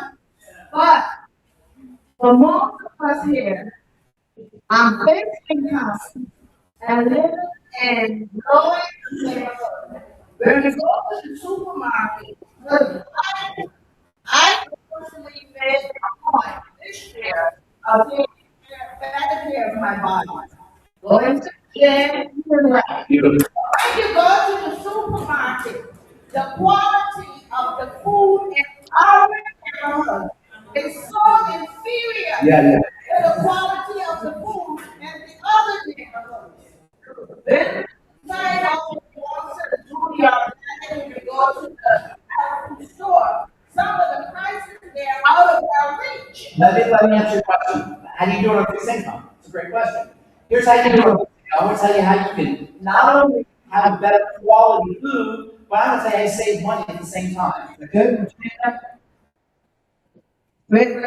What do you think? Okay, so I'm gonna tell you, Beverly, how you can quality and save money. You ready for this? Oh, wait. I'm sorry, wait. Here's how you do it. Here's how you do it, Waverly. You eat less food. The less you eat, the longer you live. Eating is for kids, Waverly. Eating is not for adults. The less you eat, the longer you live. And of course, our body requires work. So eat less food. How many calories do you need a day? Any guesses how many calories you need a day? Around 1,000 to 1,200 calories a day. That's plenty. How many calories do you need a day? We get double or triple that. So eating less food. Here's a quick hack for you. Here's a quick hack. And I think I think it's saying what people do with us here. So it's a quick hack. The next time you're hungry, go get yourself some flax seeds. You guys know flax seeds? Go get some flax seeds. Maybe this for you. Flax seeds cost you pennies. And flax seeds are protein, magnesium, and iron, and essential fats, and copper, and vitamin B loaded. You grind up the flax seeds in a coffee grinder, and then you put it in water, and you drink flaxseed water. And you can put it in there and let it go. You put it in water, and you drink it, and you'll be so filled you won't want to eat anymore. You'll have all the nutrients from the flax seeds. Do it first thing in the morning with one dish to wash. I'm a bachelor. I don't like washing dishes. One dish to wash, you get more protein than an egg. More magnesium than Brazil nuts, than cashew or peanuts. Flaxseed. Oh, here's another one. Go get chia seeds. You know chia seeds? Get some chia seeds. Get some almond milk or some coconut milk or coconut water. Put the chia seeds in the coconut water and throw a couple raisins in there, some cinnamon. It makes the most delicious chia pudding. And it will be delicious and it will fill you up.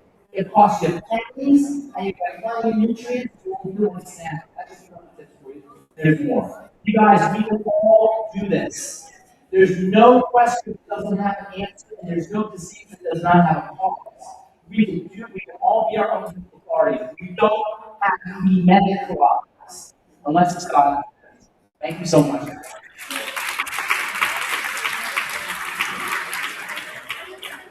All right, before we take a break, we got the risk of speeding into that. Hello again. Hello again. Hello again. Here we are. It is so beautiful to see so many more people have joined us. We're going to do what we did in the beginning. Oh, we have multiple chairs. Okay, let's go. So we're going to do what we did in the beginning. I already outed myself, right? Thank you, good sir. That divine feminine energy receiving that masculine. Thank you very much. So I'm going to out myself. I'm 38 years old, believe it or not. So I want to get an idea of who we're speaking with today. Who did Ben and Dr. Ben just speak to? So, pharmacist, thank you. Pharmacist, Ben. Okay, so I'm 38, so we're going to start there. 38 to 55. Raise your hand, please. We got a lot of people join us now. Excellent. 55 and up. That should be good. Okay, cool. Great. Awesome. So, again, to introduce myself, my name is Larissa. I'm a licensed neuromuscular therapist. Big fancy word. I know, I still know this. Huh? So, what that is we're going to break that down. Neuromuscular. Neuro is the nervous system. That vagus nerve that Pharmacist was talking about. Muscle is the pain he was talking about. That inflammation, that staph that surrounds the cell that protects us. Those swollen knees, swollen ankles, that inflammation. So I help with both of those areas, the nervous system and the pain. Okay, all that to say, what we're going to be doing today, y'all have been sitting for a minute, right? Y'all have been sitting for a minute. We feel hungry, we feel thirsty. Great, I hear you. Clear. What we're going to do is get your digestive tract ready to absorb the nutrients that you're about to take in during our lunch break. Well, actually, fun fact about me, I actually taught 55 and up yoga, chair yoga for 2.5 years in downtown Orlando. God actually transitioned me into a different part of my life and still hold that near and dear to my heart. So the project that asked me to come and teach that and share that beautiful practice with you, I was absolutely against it. Has anyone done anything called yoga before? Okay, keep your hands up if you will, please. Like, where's the open? Let's see. Cool. Okay, now keep that hand up. Has anybody heard of yoga before? Awesome. Yeah, last question. Who is absolutely terrified of what you have to do that? Let's get it right? So the goal here is to make this accessible for everyone. What does that look like? Is I will be demonstrating some things for you that's going to help your digestive tract as well as your mind, which Pharmacist has been educating us on today, where that's where everything starts. If we believe that we can be healthy, we can be healthy. It may look different than what we think it would look like, but somebody else has a plan. Amen? Okay, so today we're going to do and have fun. That's all I want you to think about. Let's just have fun doing this. And the biggest commitment that I'm going to ask from each and every one of you is that if I say something that your body is saying no, be a no. Okay? But let everyone else have their own experience. Maybe your no is yes, and vice versa. Okay? So our agreement today, we're going to do another show of hands real quick, and then we'll get to the fun stuff. If you agree to not judge your body today, what we're going to do is get it. Okay? Oh, we're not going to do this much time to judge yourself. I'm all about expression. We don't need to bring it up. So if you agree not to judge yourself, and right now, let's raise your hand.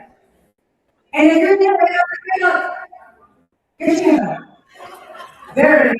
Okay. Now keep that hand up, right? By the way, we're already doing yoga. By the way, this whole thing we're over here. Keep the hand up. Okay. Now the second hand, the second hand is going to go up. You agree not to judge anyone else. Yet, look around. Praise God. Let's give a little shake. There we go. Okay. Thank you for your participation. That keeps going. Your energy, I'm feeding off of that too. All right, ladies and gentlemen, everyone, me.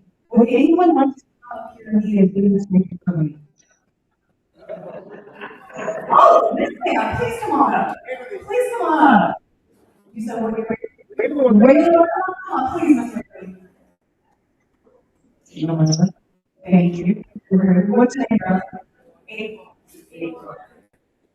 Good morning. Praise God. And we agree not to judge April as she's being brave to demonstrate. That's right. Hello, April. There we go. Proceed, darling. And I think we're going to Really?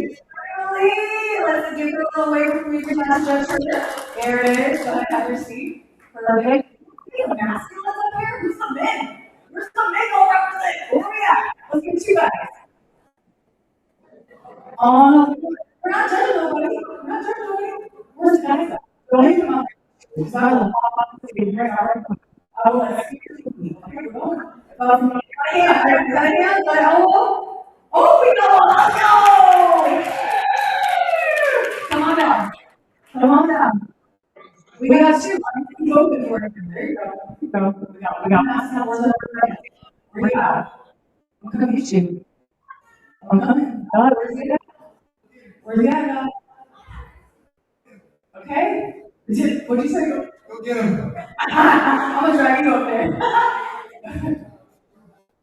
Absolutely. Yes. It's beautiful. Where's the guys? Who are my masculine energies that has to be happening? Any minute here with that pain? Again, no one there. It's kind of over. So no minute for back pain. Okay. How about neck pain? Any minute pain? I see my love.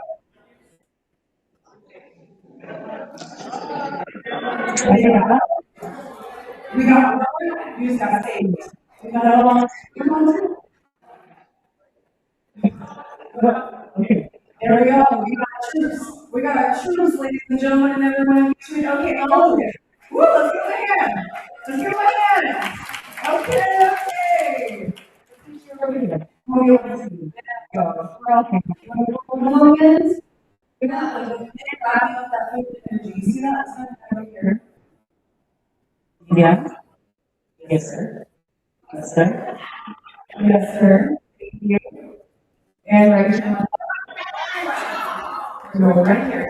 Oh, we're going right over here. This is gonna be fun. Okay. All right, my friends, can everybody see me? Yes? Okay, perfect. Can everybody see me? Yes, sir. Yes. Understood. Thank you for that. Thank you for that. We're out here to support each other, there's no judgment, we're here to have what? Fun. Okay, so first thing we're gonna do, and actually I wanted to add on to this with something that Pharmacist did, was guiding us on that breath. Do you remember that breath he was talking about? I call it the prayer belly breath because I'll demonstrate on the side. So watch my belly up, breathe into that low belly. And he was talking about that prayer, that turns down, all of your organs, all of your stuff that's in here is gonna push down, give it a little pregnancy. So what it's gonna look like is as we breathe, see if you can feel this in your body too. Big breath in and out.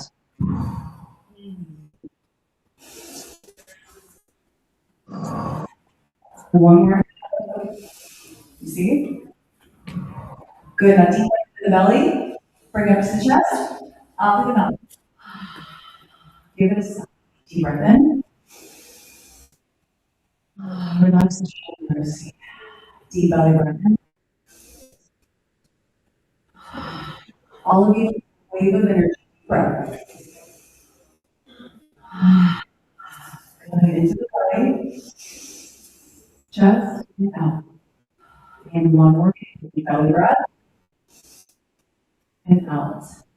Close your eyes for a moment. I just want you to feel your body.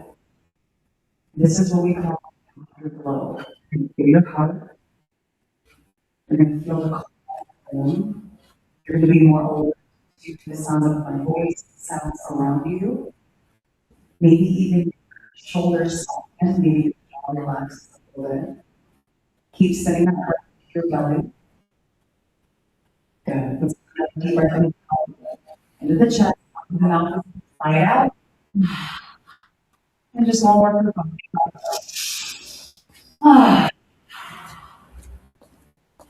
Notice how you feel right now from just a few breaths. Okay, so we've already started to work on our digestive juices here. Now, take it into the body, these physical movements. So take both of your hands, spread your fingers wide.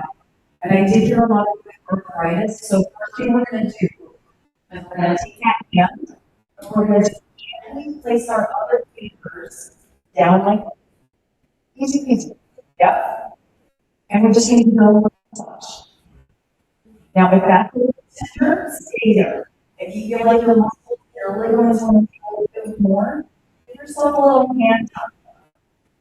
Rock and roll fingers. Yeah. Maybe you feel some of that sticky stuff, okay? Remember that sticky stuff? That inflammation this is what I'm talking about? You're moving that right the other way. There you go, my friend. This is your jaw. Is your neighbor's jaw? Shake out the food. Now, open your both fists. Notice the difference of your fists. The differences? Well, look at this. There you go. Okay? So that's it for that one. Let's go together again. And again, if you one more round, if you want more, give yourself that hand up and move those fingers around. And there's no wrong with it. There's no we have to follow. Just wave. I see all the waves. There's the work coming up here. Yeah? Go the other way. There you go, my friend. So is your jaw, is your belly steady? Go. Just take out my hand. Nicely done. Okay. Open and close fists. Notice you're feeling more balanced. And if you have to see too, you're pulling your body at the whole point. Take those hands, spread them wide, The fingers, put them on your hand, on your knees. Right? Good. Now, sit up tall, but when I say that, I'm gonna actually say it in a different way to align your spine, your finger centers in your body, so that breath can actually get into that diaphragm.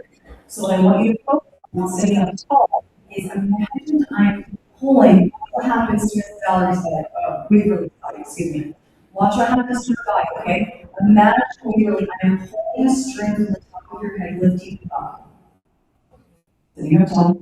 Go. Okay, nice. I don't know if you saw that little subtle shift, but she lifted. Lift as high as you can from the top of your head. There it is. Did y'all see that? That was it. Do the same thing in your body. Lift your head.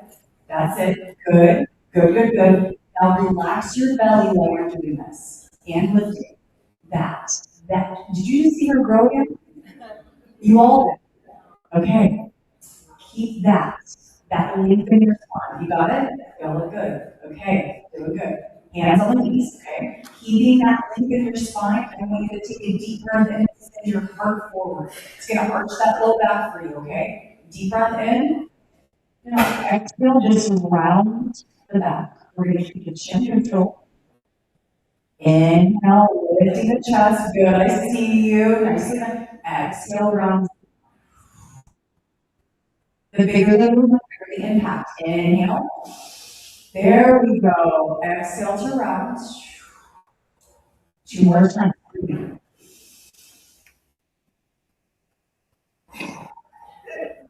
One more time.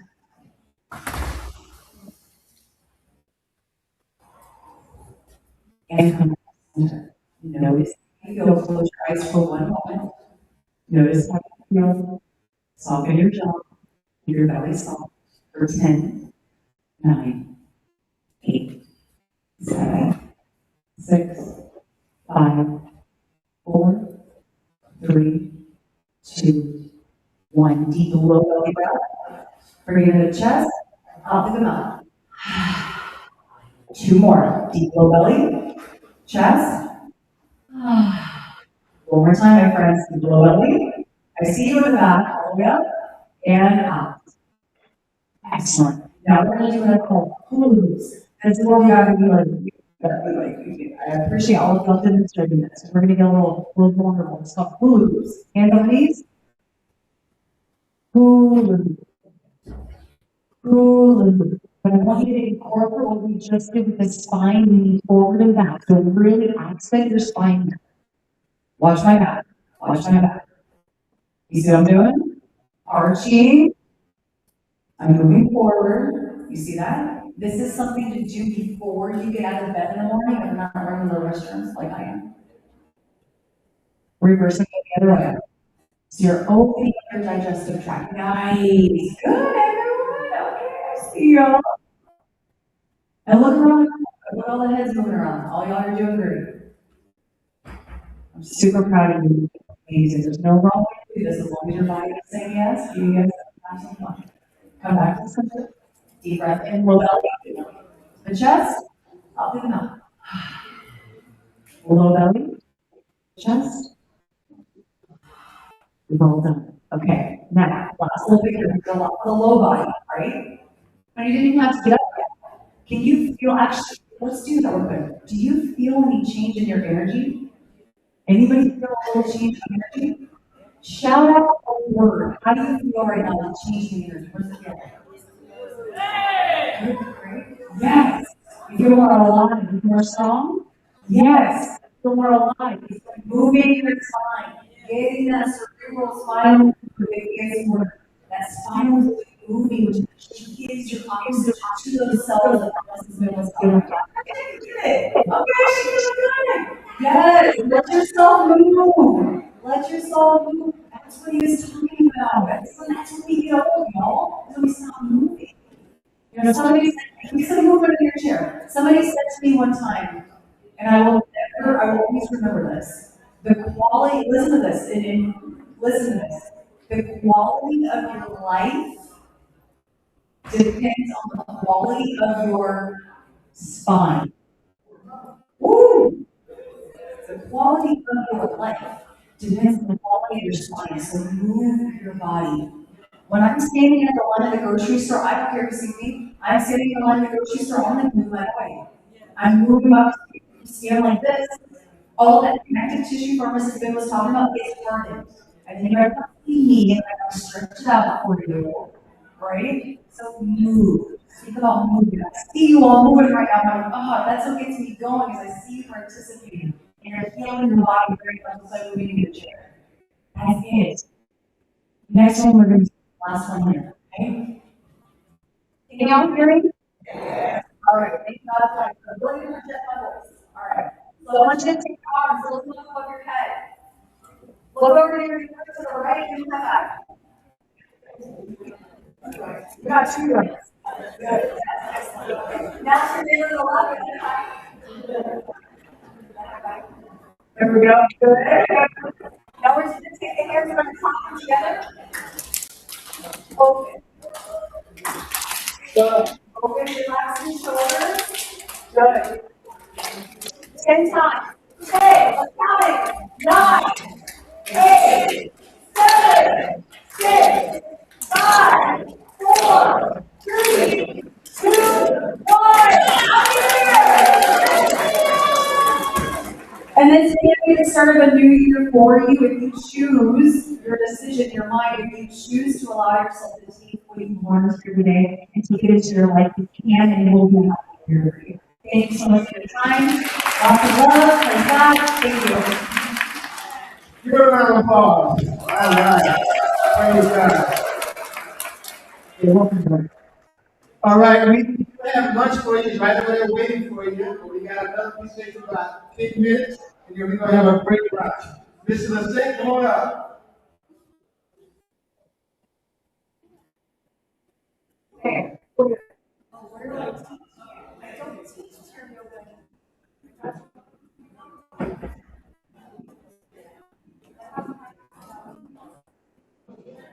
Hello, good morning, everybody. I'm going to try to talk what she just did, and right before lunch, that's going to be a challenge, I know, right? I'm going to talk to you about a very, very important topic, and one that nobody wants to listen about. We have that huge stigma, especially in our culture, Hispanics, Blacks, with mental health. Okay, my name is Steph Musa. I'm the Vice President of Operations for the Mental Health Association of Central Florida. That's a mouthful. How many of you have heard of the Mental Health Association of Central Florida? I said that last week. We have been in the community for a little bit over 8 years. We provide counseling and psychiatric services for free. Did you hear that? Free. To the uninsured and underinsured. We have a variety of services in our association. And before I continue talking about what we do and giving you some tips and some strategies, I want you guys to do a quick exercise for me, okay? Very quick. In your mind, can you please think of the first 3 people that you love the most? Okay, just start in mind. The first 3 people that pop up in your head. If you have only 2, that's fine too. But think of those people in your head right now. You got it? Yes? Okay. How many of you put yourself as number 1? I'm done. I am done. See, everything we have talked about today and all the helpful tips that we learned today, it doesn't do anything if it doesn't start from your mind. Okay? You tell yourself, your mind, every day what you want to feed your body with. Okay, if you feed your body, your mind with negative thoughts, what are you feeding your body with? So from this point forward, if you don't remember anything I say today, I want you to always remember the first person that you're gonna love is who? Yourself. Exactly. So at the Mental Health Association of Central Florida, one of our goals is to share resources with the community. Your cause will help you. Navigating the system, nowadays is very complicated. You could give us a call and we can help you find that doctor, that psychologist, that psychiatrist, whatever you're looking for in English, in Spanish, in Creole, all over in Florida. Okay, and that's you could be calling insurance, where we can find a doctor, we might find a specialist in time, we'll do it for you. We'll do the legwork. We have 4,000 providers in database for that, not just mental. And we also have a clinic in downtown Orlando, Church Street of Westmoreland, where we provide psychiatric services and also virtual services. So you don't have to get out of your house. And the medication, if you live in Orange County, guess what? They're free. All of our services are free. So with the little exercise which is that, I want to talk to you really quick about the number one killer, aside from heart disease, that we don't think about is the silent killer. Anybody want to get stress? Thank you very much. So there are two types of stress. There's a good stress and there's a bad stress, right? I live off the good stress because that's what makes me go to work every single day, get my tasks accomplished. But if my stress starts making my day-to-day life, it starts making me not being able to get out from my house or get out of the community or do my job, then that's a bad stress. Okay? So I'll tell you a little personal story. About 10 years ago, by the way, I'm 48 years old. And about 10 years ago, thank you. I was told that I had a fibroid in my uterus, right? And I had one child, and I wanted to keep it, just with the one son. And then they told me that I had a fibroid in my uterus, and they had to remove it. Which I said, okay, let's go ahead, let's do that. And I said, what was that? Like, there's nobody in my family, not my mom, not my grandmothers, nobody in my family. And why this happened to me? The doctor said, it's too far, hereditary. You already know it's not. And nobody in my family had it. And stress. Stress caused me to have fibroids in my uterus, which ultimately I had to have a hysterectomy. And though I knew I didn't want to have any more kids, it changed my entire perspective in life. And so that's why I'm here today telling you that the first thing that you gotta love the most is yourself. First and foremost is yourself. Put yourself as priority, put yourself first in everything that you do. As women, and as in our culture as well, we tend to take care of everything in our homes. That's expected. I'm the oldest in my family. It's expected that for me to take care of my parents, to take care of my sister, now my husband, and my kids, and everybody else. But what happens if I don't take care of myself? If I don't take care of myself, and I'm not going to be here, then everybody else is going to have to fend for themselves. So guess what? Let's start taking care of yourself. Start looking for ways that make you feel like happy every day. And I know you're gonna say it's hard. Are you gonna say no to your parents? Are you gonna say no to your kids? Are you gonna say no to your husband? It's fine. You can be a little bit selfish. It's okay to be selfish. And I know we're taught different ways that selfish is bad when we're kids. Share, you do this. It's okay to be selfish. So if you take care of yourself, if you take care of your mind, if you feed your mind with positive thoughts every single day, your body changes. Your body changes. Everything you feed your body starts acting in a positive way. So we could do all the diets in the world and we could drink all the juices that we can, but if you're not feeding your mind with positive thoughts, trust me, that's not important.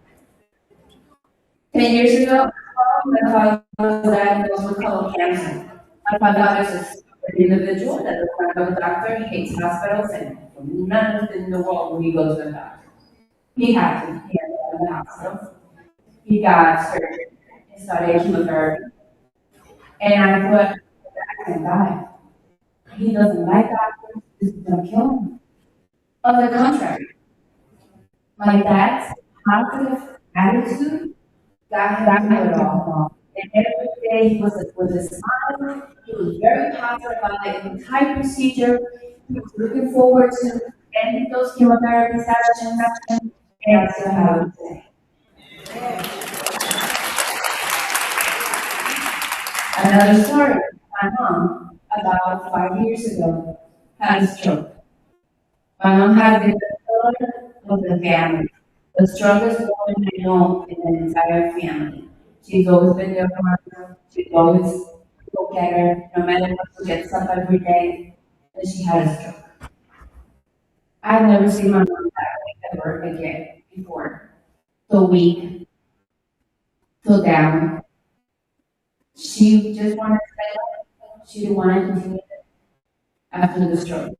She had to learn everything all over again. Her attitude, how down she was, and how negative she was not getting out of the recovery fast enough. She started having anxiety and depression. And I couldn't bear to see my mother, the pillar of the family, that way.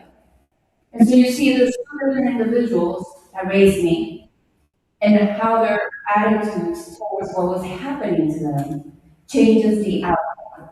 As I have my mom said, thank you. But I had to do a lot of work with her. As a mental health counselor that I am, I had to sit with her and tell her every day that she needed to get, that she needed to be positive, that she was going to get out of this one. And look at the things around you and how lucky you are. That's what I was telling her all the time. You know, and I was just like a stroke and walking anymore. You walk, she lost just half the but she's walking and she's talking, she's normal now, she's doing the things that she has to do. Just a little slower, but she's doing it. So there's a change in your mindset. So what do you need to do every day is think positive. It works. Trust me, it works. Guess what my fear is? I heard this earlier today, and they were talking about fears and the number one fears. Guess what my fear is? Anybody knows? What I am most afraid of? Public speaking. And here I am in the role that I do every single day. This is what I gotta do: presentations and trainings and talking to large groups. But this is I have a phobia for public speaking. Believe it or not.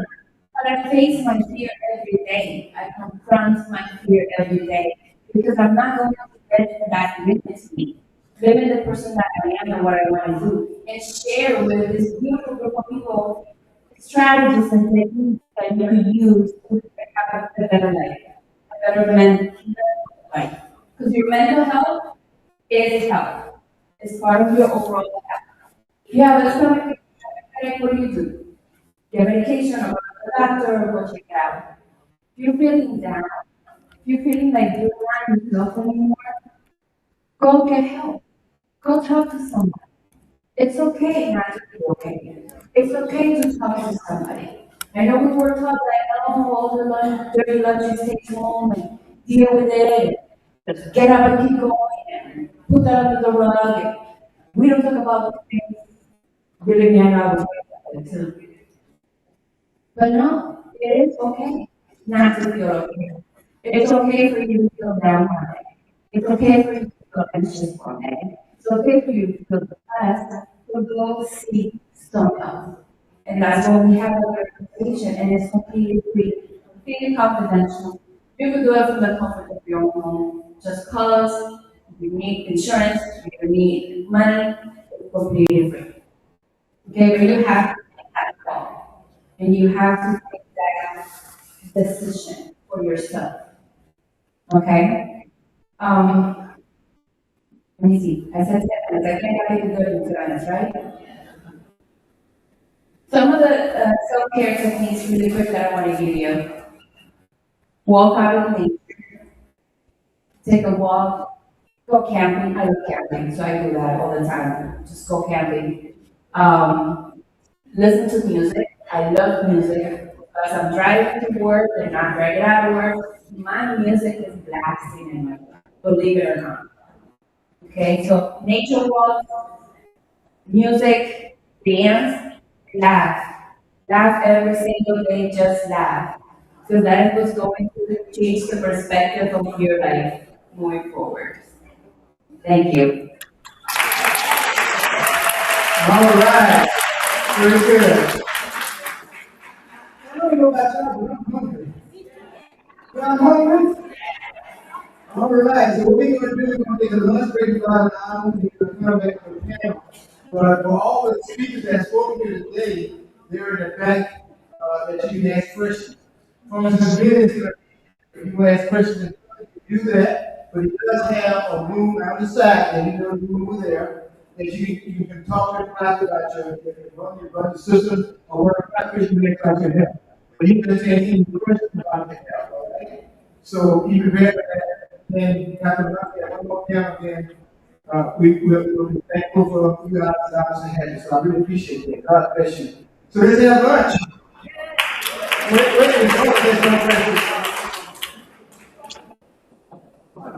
Yeah.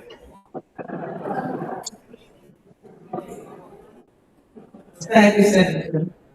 Guys, I hope you all enjoy everything you heard today. It's a lot of information about taking care of our bodies. Okay, so we're gonna have lunch. But here we are at the feed pressures. The ones who came 8 o'clock this morning and didn't get to have their breakfast, we're gonna feed them first. There's enough lunch for everybody. But because me, I never see them come here at 8 o'clock in the morning before. So, it's only fair, okay? Everyone will follow after, all right? Oh, hold on a minute, we have to bless the food. We have to bless the food, and we will. Father, and we want to thank you so much for this informative day. We thank you for the food that has been prepared. We ask you to bless it and may do our bodies good. In Jesus' name I pray. Amen.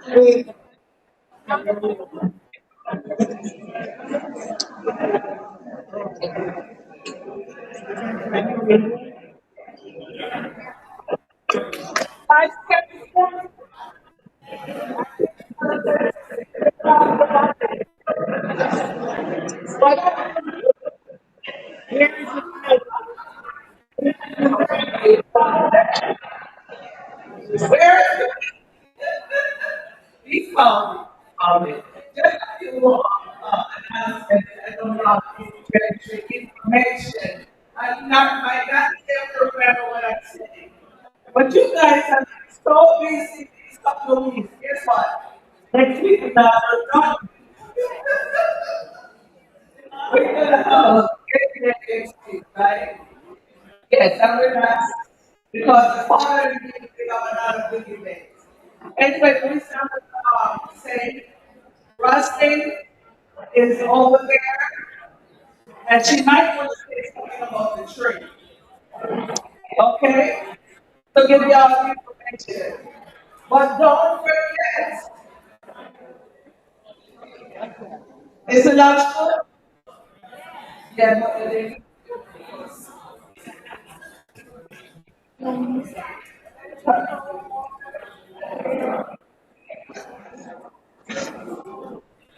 Hi everyone. I'm just gonna give you a trick. We had the trick plan for question, but Barbara's mom is very understanding. And I also want to support her by going to the funeral. So we have to change the date. Okay? Right now I'm looking at the second, but we have to check with the people for this to ensure that somebody is available to give us a tour of the Highway Museum. So I had 2 days, the second and the ninth. I put them out there, so I'm waiting to hear from them which day. So we have to have somebody to talk. Okay? So I hope I don't lose anybody. I hope it's not Saturday. It's not Saturday, but on the respect for Aaron and thank for okay? Huh? I didn't hear you. Mother's Day tonight. Oh. So on Mother's Day the night, so it will have to be second. Yeah. The second. Okay? I'll let you all know next week because when I'm how much time suddenly it's everything. Okay? All right, thank you all.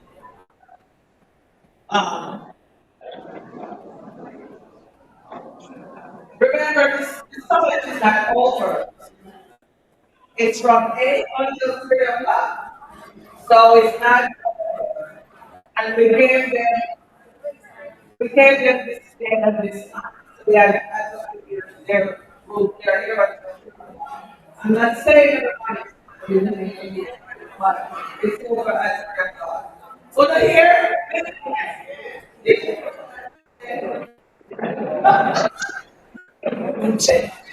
Oh, yes, yes.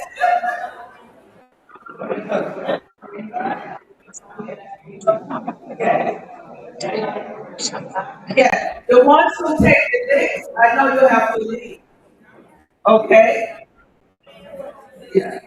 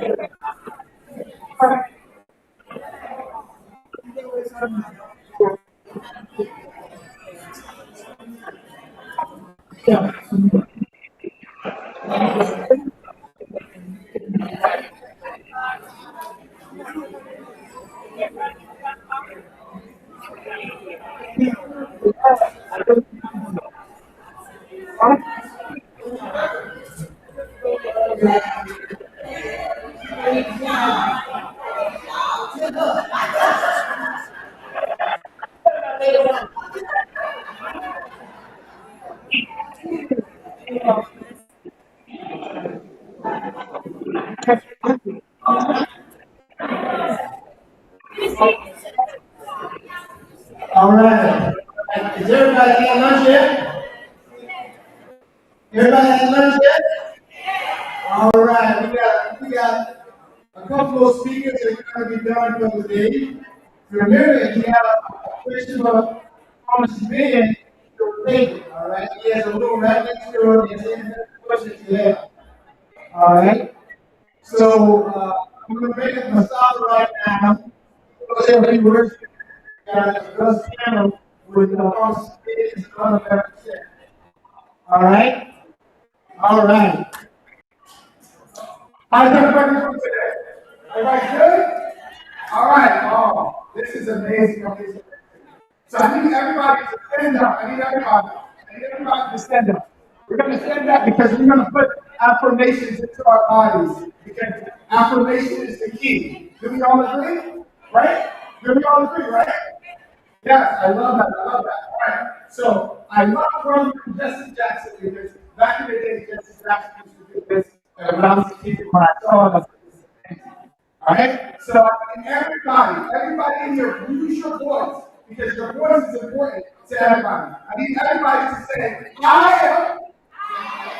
Hold on, where we at right now, right? We want to use our voice. Are you ready? I am somebody.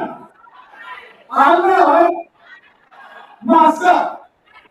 I am somebody. I love God. I love God.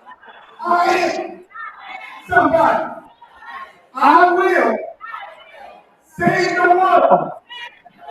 I will save the world. I love somebody. Turn to your neighbor and say, I love you. I will support you. I love God. Yes. That's what I'm talking about. We can all have affirmation. It's really, really important because when you put affirmations into your mind, into your body, into your soul every day, it's important.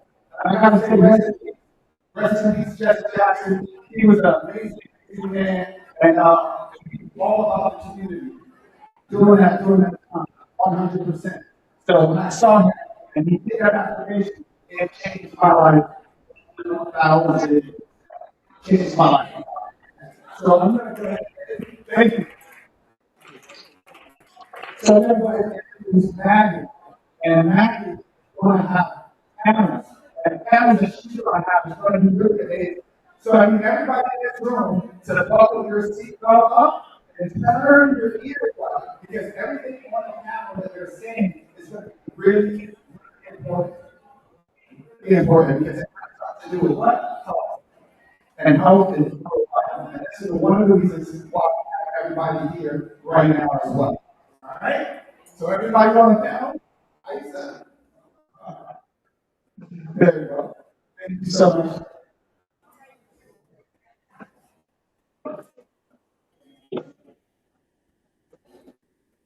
Hi, everybody. Thank you so much for being here, and I hope that you guys are enjoying the time. And we are ready to dive into our panel discussion. And so I'll go ahead and introduce who we have up here. We have Lisa, who she got to meet earlier. She is the Mental Health Association in Central Florida. She's also a licensed therapist, also certified in targeted case management. I've known this woman for like 15 years. Absolutely a person. Thank you for being here.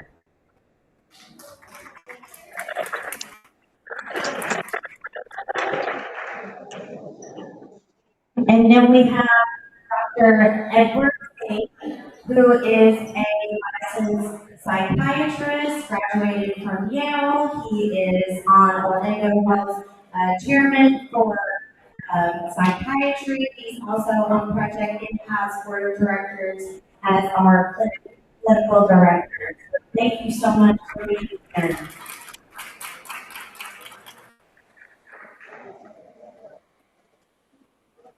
And we also have Aisha, and she is a background in psychology, and she also brings a lot of real life experience from her family, and she also talks about the real importance of hydration in your body. And then we have Neil, which most of you guys have met now, and all know what she does, which is drainage bliss, sciatic massage, muscular massage, pain management, anything that you need to help with that, she will help you. So thank you for being here. And then we have our Ben, and we everybody up here a big round of applause. Thank you. So we wanted to bring this unique panel together to really be able to highlight and integrate mental health, your physical health, and holistic as well. As human beings, we all really need to treat the mind, body, and soul for everyone. You can't treat all of these silos. We need to work together to integrate them together to God. Thank you all so much for being here.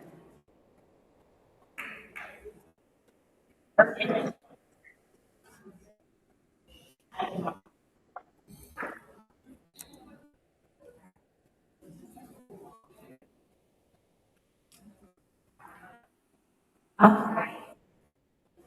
You have to hold it to the top. Hello. Hold it. Okay. Interesting. All right. So, when you think about whole person health, what is one thing our healthcare system is still missing?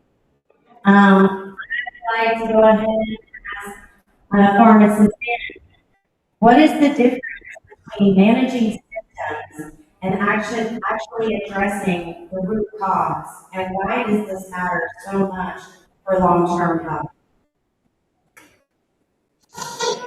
The question is why, what's the difference between addressing symptoms and addressing what we call the roots? As AJ said, root, not the fruit. When you approach the fruit, number one, you are not going to be able to truly reverse disease. And number two, your health challenge will get worse. So what ends up happening when we address the symptom rather than the root, is kind of like knocking the idiot light of your car off when the engine, when the oil engine, change oil light goes off. You're supposed to change oil. What we do is we knock out the light. We don't have to see the message anymore. So number one, we don't get better. Number two, we get worse. The bottom line is we're leaving health on the table. We set the bar so low on what's possible because our viewpoint is that the body is doomed. That there's nothing we can do except stave off symptoms. We believe that the body can reverse. The body can turn on a dime. But we have to turn on a dime first. What's the definition of insanity? Doing the same thing over and over again and expect different results. Our approach to health is insane. What we want to do is we want to assess the cause, which is very similar to what we talked about earlier. Always involves the cell and always involves blood, food, oxygen, and clean places to do its work. Plus, activating the relaxation of the nervous system. When we do this, not only will our symptoms disappear, but our health will improve. And that's the difference between addressing symptoms and addressing health of the body. And so, do you want me to answer the same question or a different question?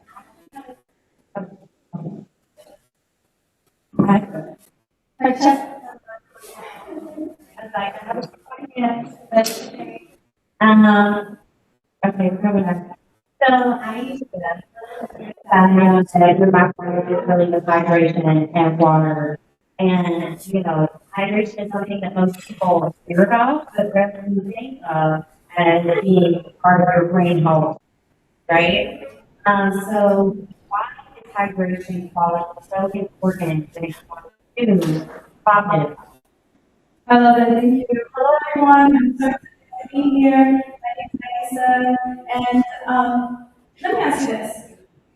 I know we talked a lot about appreciate and love Melissa from Benjamin here. know, we are designed to live centenarians, right? We are designed to be in our 100 years young and being healthy and happy, all of these things, right? But most of the system, and we talked a lot about it, really looks at every single part of our body as a separate thing that doesn't work together. Yet, when we look at the brain, it's mostly made of water. And one of the reasons why I love sharing how water changed my life is because when I first discovered it, my grandpa was 88, nursed out, and he was starting to show signs of cognitive decline. I recognized it because I had my two grandparents as Alzheimer's. He lives in another country. I was a little bit freaked out. What can I do to help him? 88, he was pretty healthy. He was exercising. He was doing all of the things. He lives in the mountains, the water is fresh from the mountains, so he says we already have good water. When I started learning what antioxidant water can do for the brain, nothing to change his water, he didn't change anything else, any of his food, anything else, and within months we started seeing that his cognitive function was coming back. He was not repeating his stories. He was not doing these things. Obviously, when this is the things that too, but water could actually help your brain to perform better. So yes, hydration is important, but not all water is created equal. So simply not all food is created equal. Right? Thank you so much.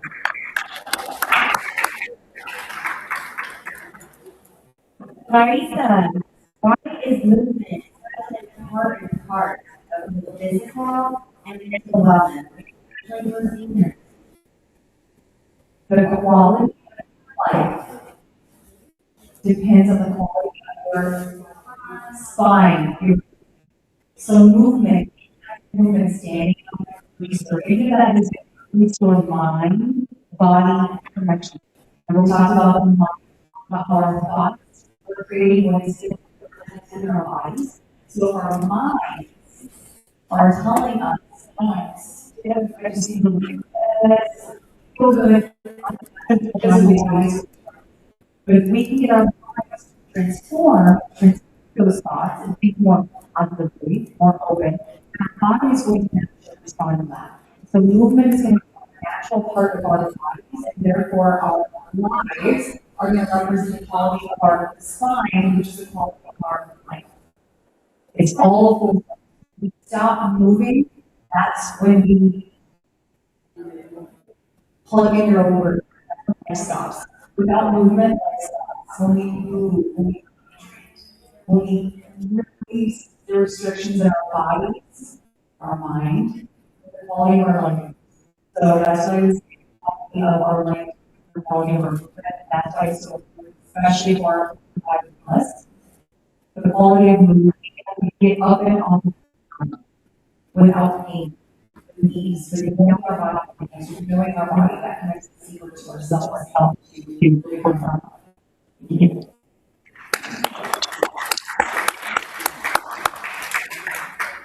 Dr. C, from your perspective as a physician, what do you think people often misunderstand about the relationship between mental health? The current treatment for hospitals treating mental health and physical health sector. And it tends to be more simple instead of personal. When you separate patients root cause of treatments, and there's one thing that never gets addressed or the social structure. Some of the lifestyle issues that come before never gets addressed.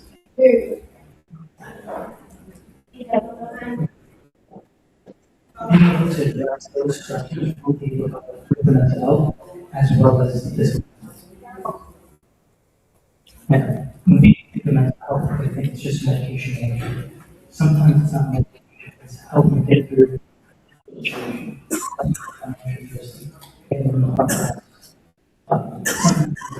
We have this moving our ability candles where processes we're not able to live the life we want to, and that leads to the so treating both, including some of the social factors, will be very important in that person.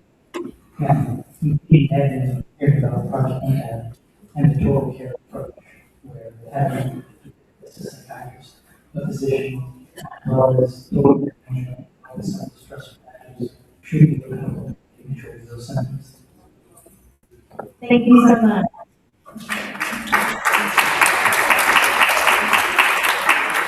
Listen, I know earlier whenever you were up here speaking, you were actually speaking to a lot of these things that I think people really hear. And what are some of the biggest barriers that people from actually getting help with? And what are things that they can do that might help them be able to feel comfortable with that? I think one of the barriers, and I spoke to this earlier, is the cultural beliefs and the negative beliefs and the stigma that's behind mental health. That doctors that who come to feel mental health through medication only, but no, health is every day that's around our life. It's things that's happening. It could be circumstantial. It could be just at that moment. It could be a mental illness. So there's some things that are different between mental illness and mental health issues that's happening to you at the time. So I believe that cultural barriers is definitely one of the main reasons that individuals do not go out and seek help because they feel embarrassed. They think that that's not the right thing to do. Or I want to speak about my problems. What I would suggest is educate yourselves. Read into it. There is a lot of ways to seek help, and not necessarily you have to get out of your house. It's confidential. But see if that is the need for anything that is going on in your life. You know, I'm recently an actor. And so when we talk to somebody about what that is not for me, that my son can't get home anymore. And now I'm regaining my individuality. My mom would say 24/7. Now this is the more than my dad. So even for something like that, if you would think, you know, I could deal with my own, you will seek help from someone. Thank you. And hearing, Yeah. hearing everyone up here kind of saying the same things, but from different modalities, right? I guess to let you guys see who wants to answer this. What are ways that we can think about and ways that we can actually integrate all of these things together and what would that actually look like in your life if someone wants to implement mental health, right? Seek medical care because a lot of times mental health, the first step, you may not have the energy to get your appointment to your primary care physician, or you may miss some really important events or things that you need to make it do. So what does that everyday life look like integrating all of these realities together?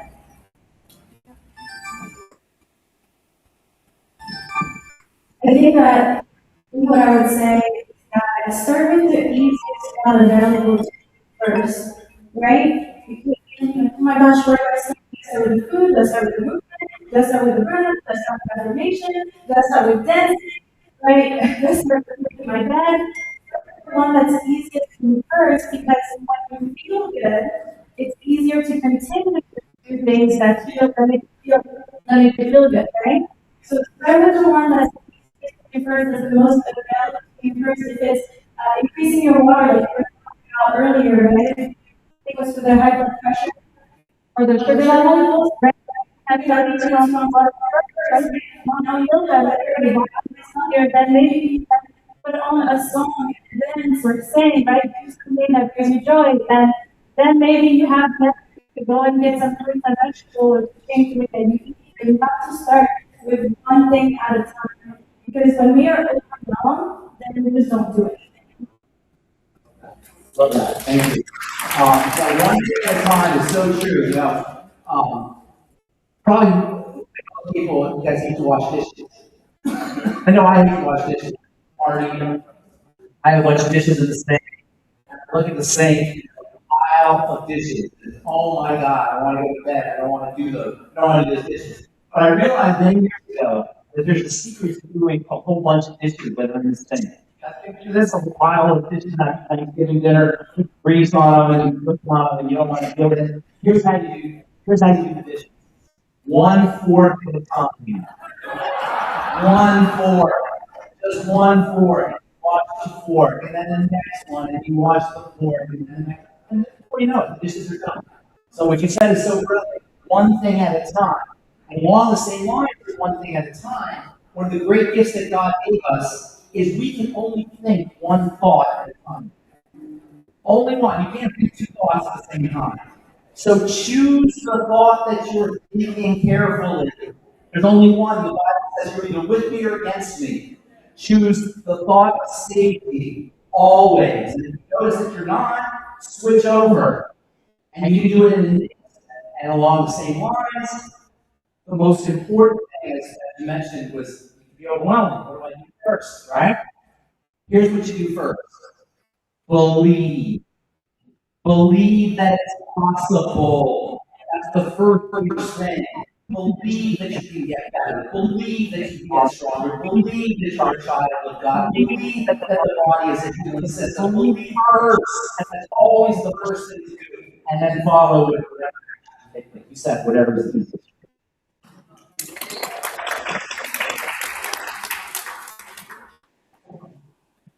So with all things being said and hearing, start with one thing and then work it up. Change, make you feel better. Also, a lot of these catalysts we're sitting up here, whether it's for you or a friend, or it may be a difficult conversation to have sometimes with yourself and having to address or maybe I need to, work on my or maybe I'm noticing my daughter struggling and I really want to have that conversation. But because of the way that stigmas surround them, what are some ways that you can look to yourself or to your family to start having some of these difficult conversations that you need? This is actually one of Maddie's words. Yesterday, my mom told me she was needing to go to the ER because she felt like she was having kidney stones. And the old version, why are we on the phone? Why are you not driving to the room? Like, what are you waiting for? Like, horses for me to go off on her about, like, what are you doing? The horse, go! And what I realized in that moment is I had an opportunity very much so what Mrs. Boone was saying. I got to see my mother and replace the mother of anybody else in our lives, including herself, as that inner child. How would I speak to my mother, my friend, my sister, blah, blah, blah, their inner child, so that they know that I'm coming from love, compassion, understanding, grace, and support for them. So really, a shift relevant for me is speaking to that individual's inner child. Think about how, just what we were talking about earlier, how would you give that child a poison? Would you take their mouth? All the time I'm on the go, right? That's going to create within that individual resistance to whatever that feeling could be. But I turn that around with ourselves. So if I now catch myself on being like, you did this wrong, we're going to go to the gym, but I recognize I'm talking to my inner child, and she's going to build resentment towards me as a grown up, doesn't matter what you do. She's going to build resentment towards me for coming down on her instead of being caring and understanding. So having more compassion for self and the way we talk to ourselves, brain support for others and for ourselves in that conversation can help to lower that barrier of entry to their heart. Because that's where you communicate with other people, right? You want to see the best, right? And that's, you give advice because you want to see them succeed and for them to feel better. So talk to the inner child, talk to your inner child. Love, compassion, understanding, grace, and just come from a place of love.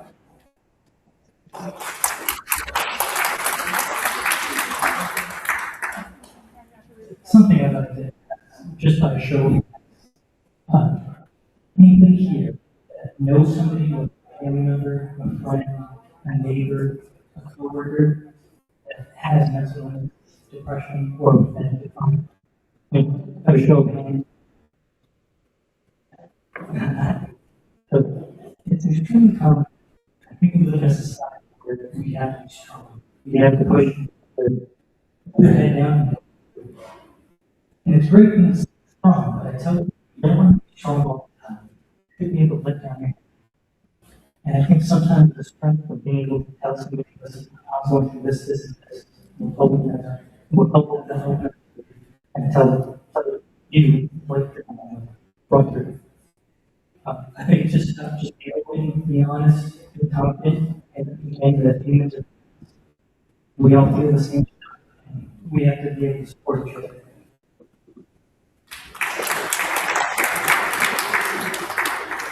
I would second what you said today. It's coming from a place. You know, you start the conversation because you love your family, the people around you. And so start with that. You know that you're doing it, that you love them. A lot of patience has to have a lot of inconsistency. It's not going to be a one-time conversation and done. It's going to be every day, and every day we remind them the same thing over and over again. That consistency is what's going to make a difference.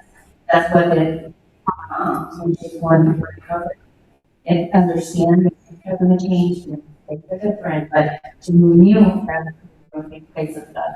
And I'm doing it every single day and to be able to see what I'm trying to say.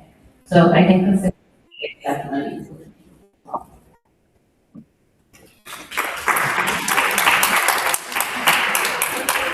You know, when soldiers come back from Iraq or they come back from Afghanistan and they have PTSD, post-traumatic stress syndrome, which we all have a degree of, right? Just being alive. They give a dog. Why do they give a dog? Because when you love something that is weaker than you, that's more vulnerable than you, that has more needs, it helps us by activating our safety nervous system. That's why we love cat videos, or animal videos, or we love our pets, or we love our babies. When we can place attention on something that's more vulnerable than us, that is weaker than us, that needs our help, it makes us feel safe. When I lived in Denver, downtown Denver, and there's a homeless situation like in the cities, and invariably they ask for money. I don't first ask for money. So I'm walking down the street and ask for money, and the first thing I think of is, I just gave, I don't know, blah, blah, blah. All stories. But invariably I give them some money, and I feel so good. Myself, it helps me. And this is one of the greatest God gave us, is that when we help each other, we feel better about ourselves. And depression is the price we pay for such focusing on ourselves. Try this when you're depressed or you're sad in any way. Focusing on somebody you can help. And watch what happens. Immediately, that depression will go away. And then you'll bring the attention back to yourself and you'll feel depressed again. Depression is the price we pay for focusing on ourselves rather than how we can help others.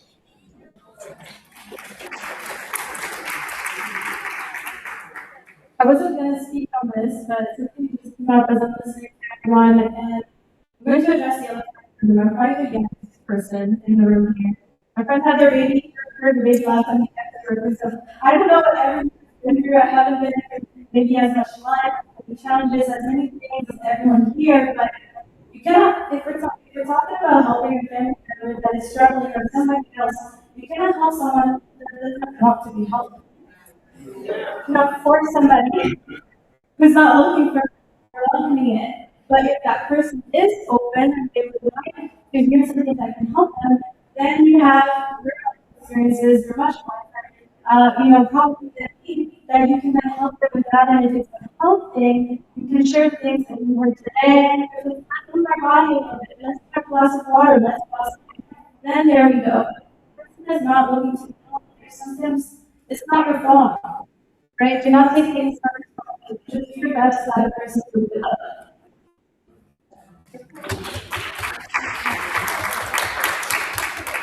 I love how you guys have, you hear a lot of things about how to talk to yourself. And we've said that throughout the day, because when those negative thoughts come in, how do you train yourself to have those healthy thoughts? Because you can tell yourself, okay, I'm gonna have this healthy thought and I change my mindset, but when those negative thoughts happen, what can you actually do to make that difference? To make a difference in your how you talk to yourself and what that might look Yeah. Isn't that kind of interesting when we talk to ourselves, right? Are we really talking to ourselves or are we listening to ourselves? Which one, right? Oh, both. Are there two of us in there? Exactly what's happening when we're talking to ourselves, right? So the next time those voices come, get curious about it. Ask that voice what that voice means. Where's that voice coming from? And what you will find almost always is that voice is not your voice. That voice is somebody that came into your headspace when you were young, an authority figure. And these authority figures, when we were young, unfortunately, they weren't conscious themselves and they programmed us with, you should do this, you shouldn't do that, this is that. So get curious about the voice. You just listen to the voice and do what the voice is saying. Because at the end of the day, what the heck is that voice anyway? It's just electrical energy in your brain. And there are people who will literally blow their brains out because some electrical energy came into their brain and told them to do it. So you don't have to listen to what the voice is saying to you. Pay attention to the voice. We all have it.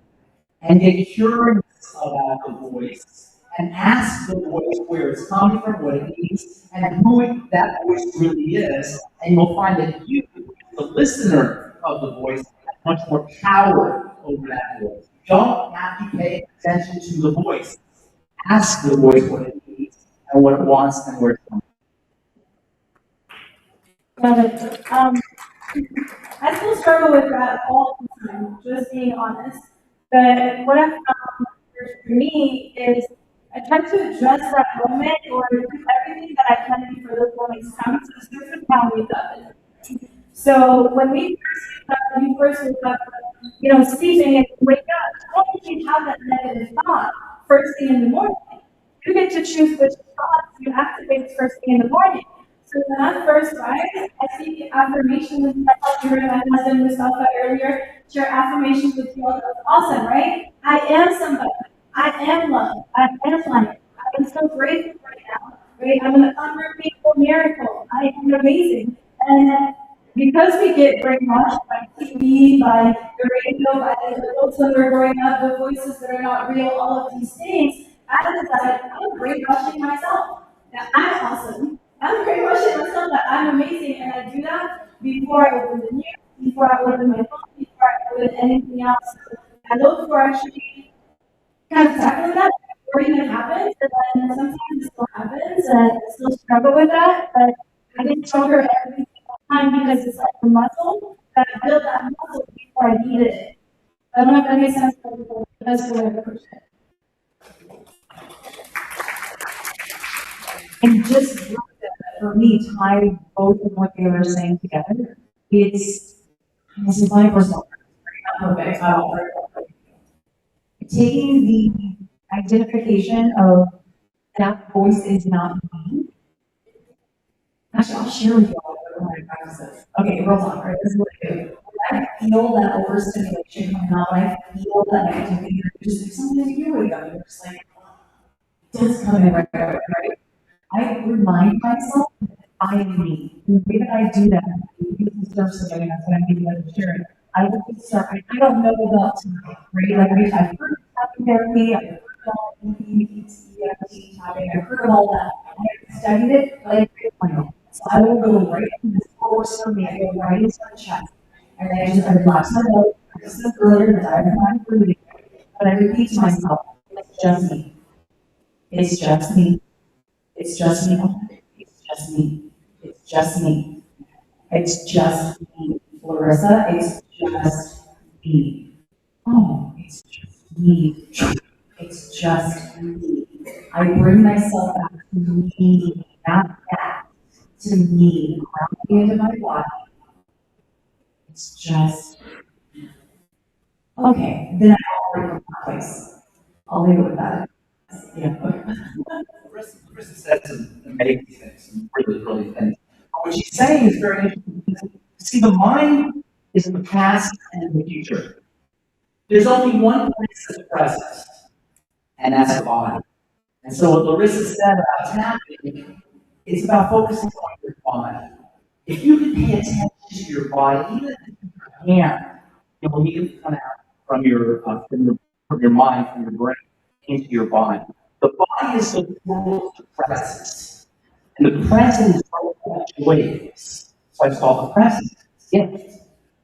The mind takes you to regret and takes you to anxiety about the future. But the body is your portal to the present. And in fact, even just focusing on a body part or a body sound will activate your parasympathetic nervous system. This is why in meditation, they always say focus on the breath. Focusing on the breath, focusing on your heartbeat, focusing on your pulse, focusing even on an ambient sound will activate the parasympathetic, the rest and the relaxation of the nervous system. So come back to the body whenever you find yourself spinning in the mind, and you'll notice that everything calms down. The body is the present.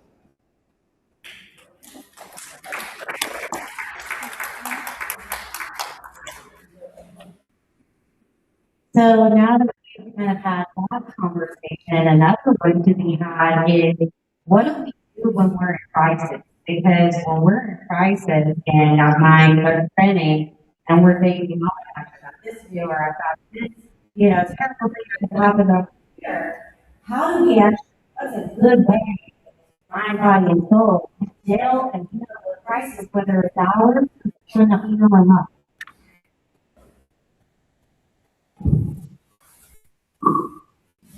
During times of crisis, there are certain steps that can help reduce it. One can be going to a place of love church, whether it's a walk, whether it's church, whether it's friends' house, and see if you recommend. If you notice the blessings you are, speak to somebody you love, that you are your best friend, your partner, and see if that can help you in the symptoms. If it's slowly progressive, at that point, it's important to provide some choices and seek to assist a psychiatrist, a primary care physician, any mental health pastor, anybody that's down and help organize and kind of streamline will be beneficial. Worst, you try to help us, and thoughts really there. Worst, you always have the first strength, and you'll see a psychiatrist, medical provider, you'll see a social worker, whatever issue you have, we'll be able to address those. I think in the moment you're in crisis, it's take one thing step at a time, right? Identify what you can control and what you cannot control. The problem with stress is that we usually get to the point because we start worrying about the things that we cannot control. And that's where we focus most of the time. So if we switch that into just paying attention to something that we can control and can fix at that moment, and take it one thing and understanding that we don't have to control for everything. So that reminds me from that previous stage.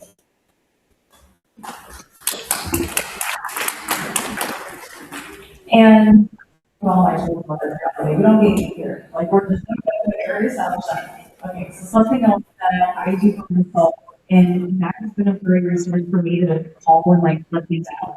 What I've done with myself, and I learned this in one of my mentors, is I'm gonna let myself cry. I let that inner me throw that temperature. However, I put a timer on myself. The girl in the 5 minutes, you go stop and cry. You wallow. You just feel it. Because when we don't feel it, that's whenever our issues get stuck in our tissues. That's whenever our cells get retarded, our connective tissue, that fascia, that connective stuff in our brain, that's starts to happen. We get small, we get hard, right? So let yourself feel it. What I do, 5 minutes on the phone, move snuffles right up, and try to feel it, let it pass through you, and then start doing that one thing at a time. Seek a friend. If in that person you doesn't wallow it up, fine, let it happen. There's more signals coming from your body to your brain than your brain to your body. Probably 10 times more signals going from your body to your brain than your brain to your body. So many times your brain is reading your body to determine whether you have anxiety, whether you should be anxious, or whether you should be depressed, or whether you should be scared. This is our tool to talk to the brain. And this is why breathing is so important. This is why muscle relaxation is so important. Notice the next time you're anxious or you're depressed, that you're holding in your body, and just like relaxing, the body signals will go up to the brain and say, hey, we're safe here. That's the when we're depressed or when we're anxious, it's our brain many times. It's our brain reading our body, so control the body to control the brain. Thank you guys very much.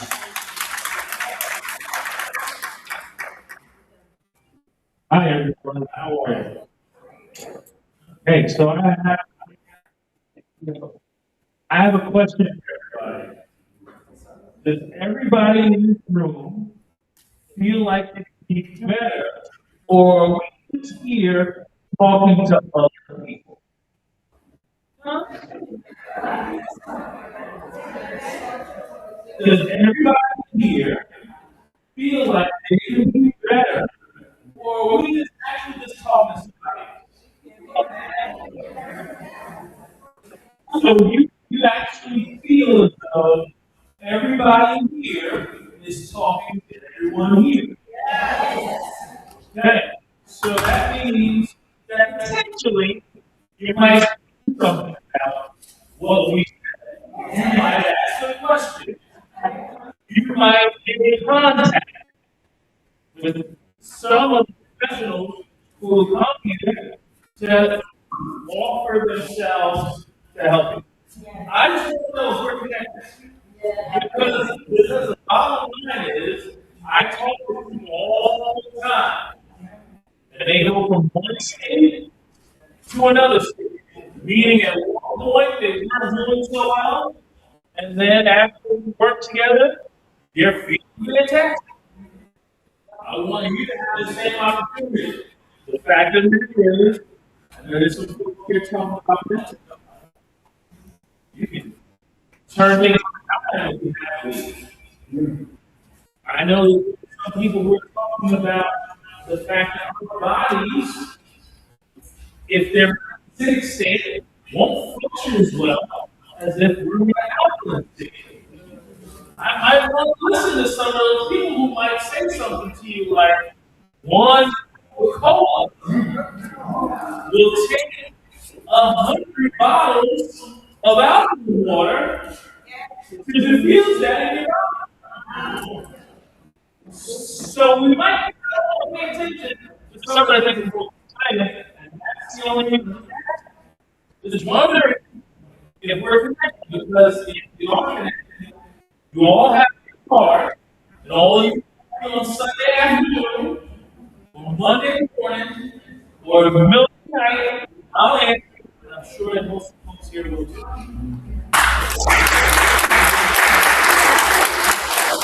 And then also, are there any questions for the panel? Because I know we talked about a lot of things. We talked about mental health, physical health, holistic health. So are any of you guys curious about something for any of us or for any of our panelists?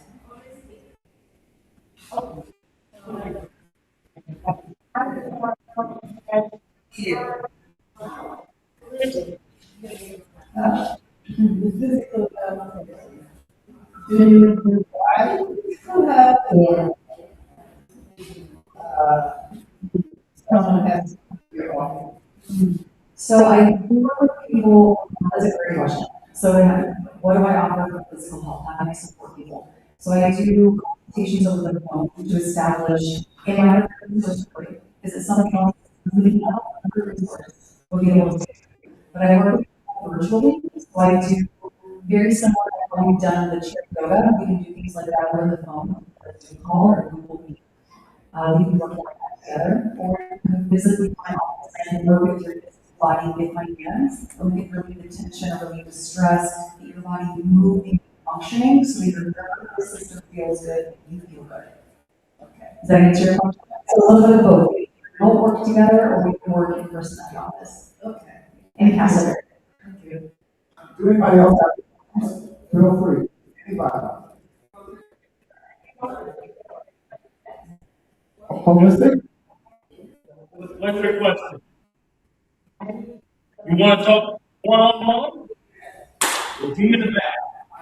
There we go. Anybody else have any questions? Feel free. There was a lot of things and a lot of information that you all have. So feel free. Okay, perfect. That's excellent. Yes, your name is? Bernice. What's your question? Robert. Robert. So if we say, well, right, main doctor may tell you about neuropathy. Let him tell you what neuropathy is, and then you and I will talk about neuropathy as well. So neuropathy is numbness of the nerves. Numbness of the nerves starting with toes. It can be caused by diabetes, lack of exercise, just overall, your body starts to pinch your nerves. Movement and that is probably one of the best things you can do. Use it if you're walking, blood's flowing, muscles are being activated, nerves are being used every day. That's the way. Say if you've already had it. And there are different sets of treatment. There's physical therapy, reverse, there's medication, which are for the rest of the life. Now they also some surgical as well. I'm a very big fan of this. I think that goes to point sometimes. I've talked to neurosurgeons who said, and if you want to stay off my table, do Pilates.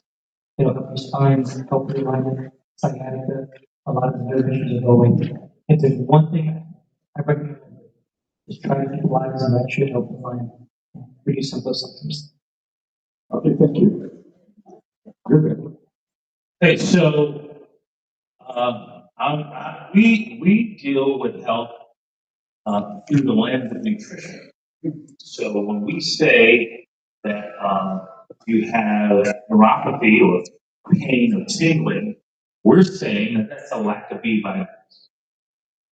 So when actually I met longevity for myself, I couldn't walk. So all of this stuff that I'm doing right here, I could not do. In fact, the doctor, I went to the doctor, because I'd be laying in bed, telling my landlord, screaming at I had a crack hip. And I'd be laying in bed, and I had bad sciatica, neuropathy,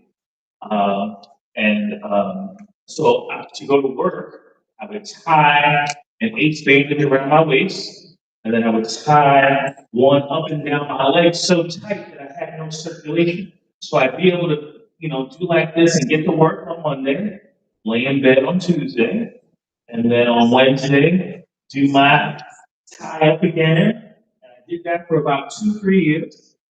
And I go to the doctor, and I said, "Hey, I got a cracked hip. What can you do?" He said, "If you had a cracked hip, you wouldn't be walking." I said, I'm in a lot of pain, and it's hard to walk, but I have to do what I have to do. So I'm here doing what I have to do. He said, "If you had a cracked hip, you wouldn't be walking. Forget about it." I said, "Just do the X-ray." He does the X-ray. He said, "You got a cracked hip. Well, you have to do surgery." So I walked out, of course, because I'm not going to let that guy touch me. And, suffered for about another year.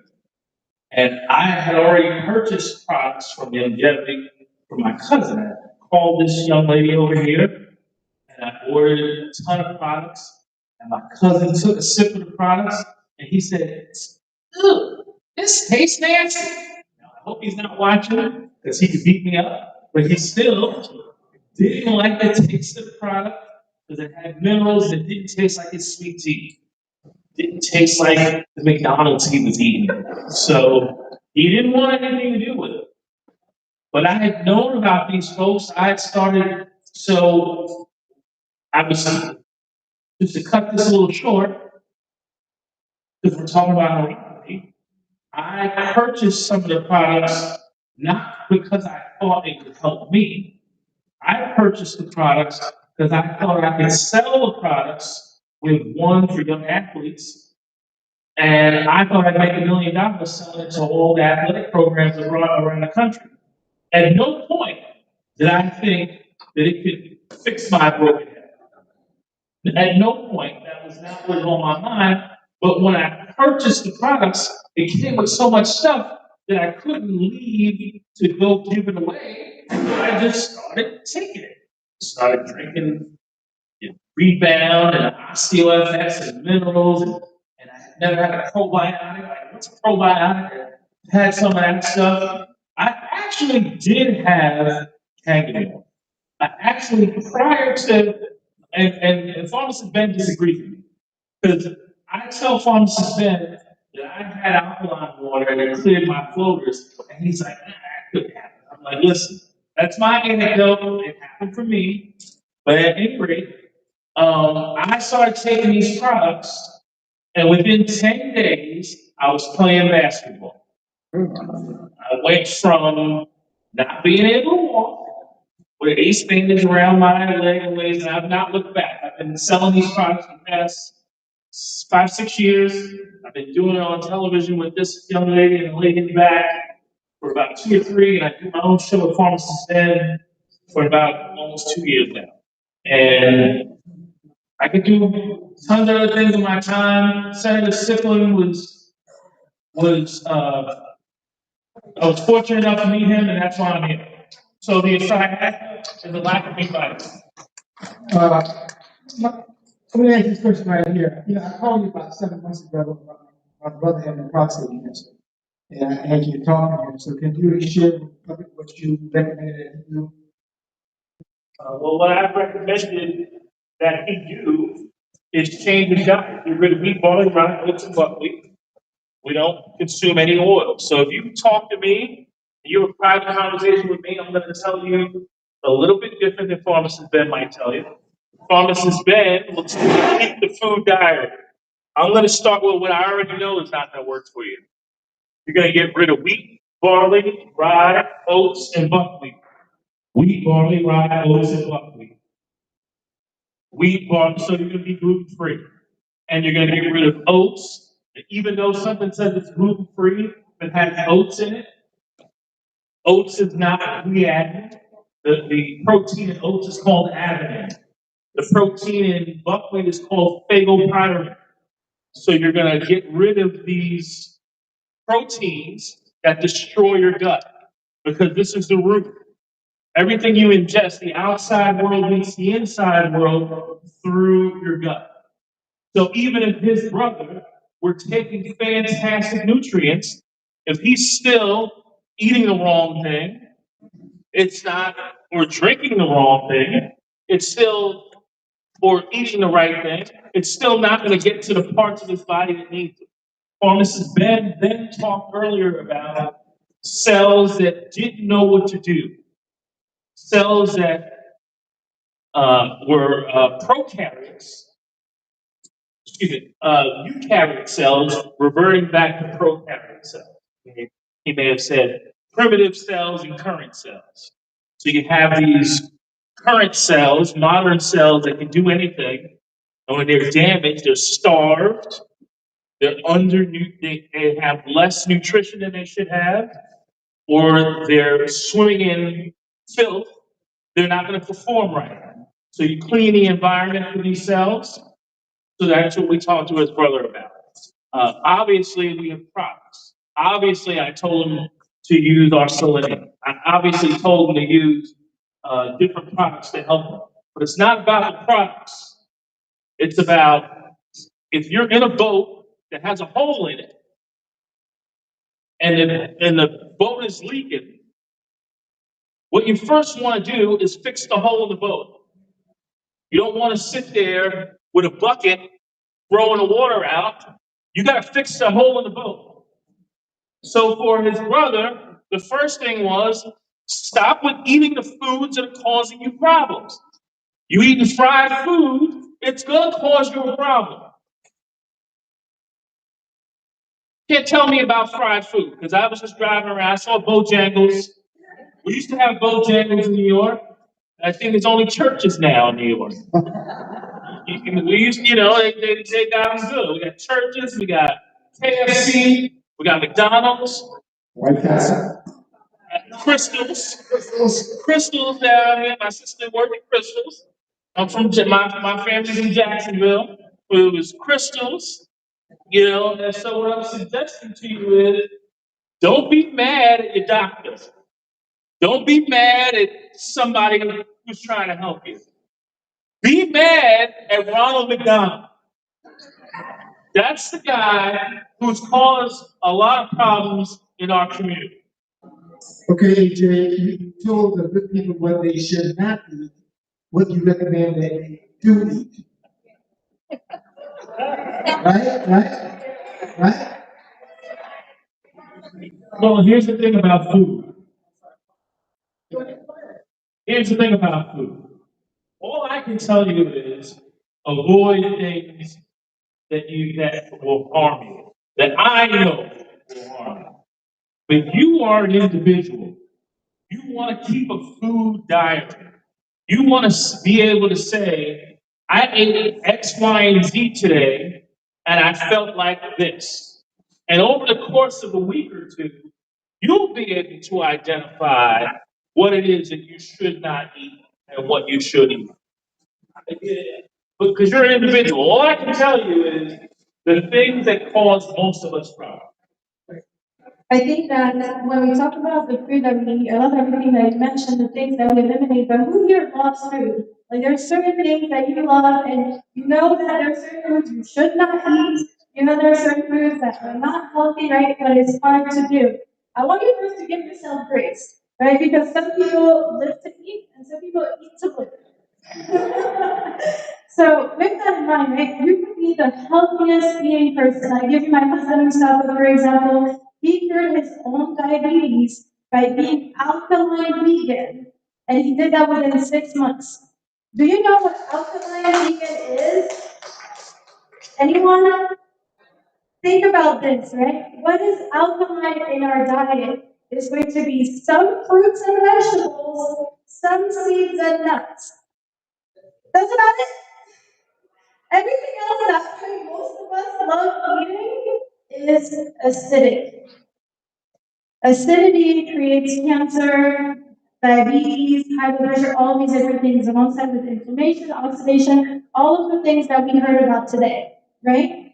But what Mustafa did, he cut out everything else. He was excluded from all of the Thanksgiving parties, the Christmas parties, right? There's no food for him at the table. That's hard. That's hard. Who thinks here they could do that? But let me ask you this. And he was skeptical when we first met because imagine, he's like, I have been through my own diabetes for the last 30 years, young lady. Like, there's nothing you can teach me about health. I eat fruits and vegetables all day. I'm healthy.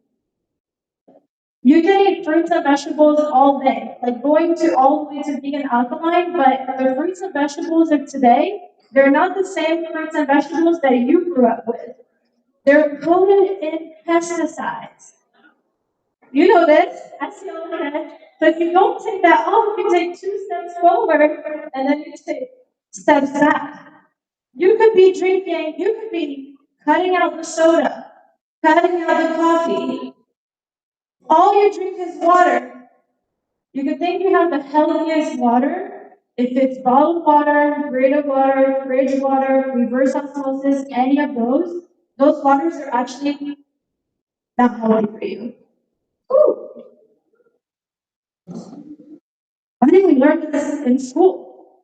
That some waters could be not healthy for us. That's crazy.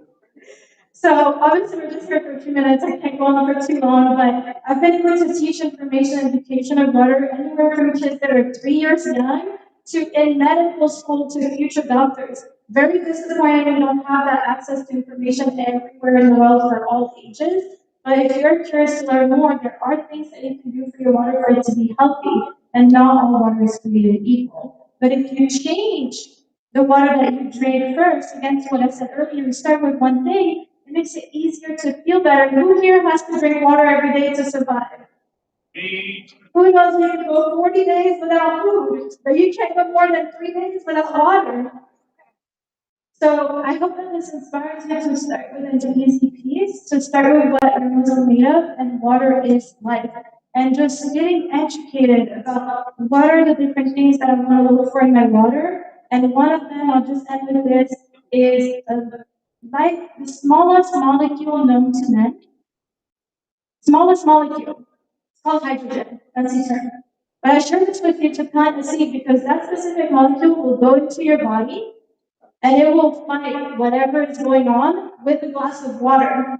So one glass of the healthy water, right water, restructured water, equals 5 pounds of blueberries in antioxidant. Maybe thinking, anti what? Who are we touching? Antioxidant is just something that happens in your body to help it support itself, to do what it's designed to do, which is thrive and heal itself. So what if one glass of water a day could actually do more for your body than all of the fruits and vegetables you could eat? Now please, do not put me on the record. I'm not saying don't eat fruits and vegetables. I eat healthy. But I thought that was the easiest place to start as well. Especially when it comes to cancer as well, there's a lot of studies on that if you'd like to know more. Wait, Marlene, I'm so glad you asked because I was thinking of you all day. Since I heard you ask the question earlier, right? Well, if we're in this neighborhood and we don't have access to the healthiest food, the healthiest water, what type of water does mostly everyone buy here? Is it bottled water? Show me hands, bottled water. And then who does tap water? Just tap water. So most everyone's buying bottled water. So the best type of water is owning your water source, having a device that can restructure the water for you, and that will, guess what? Save you a lot of money if you're buying bottled water because now you would own your water source instead of renting your water source. Oh my God, that's amazing. I want to say, thank you, Anissa, and thank you, everybody. I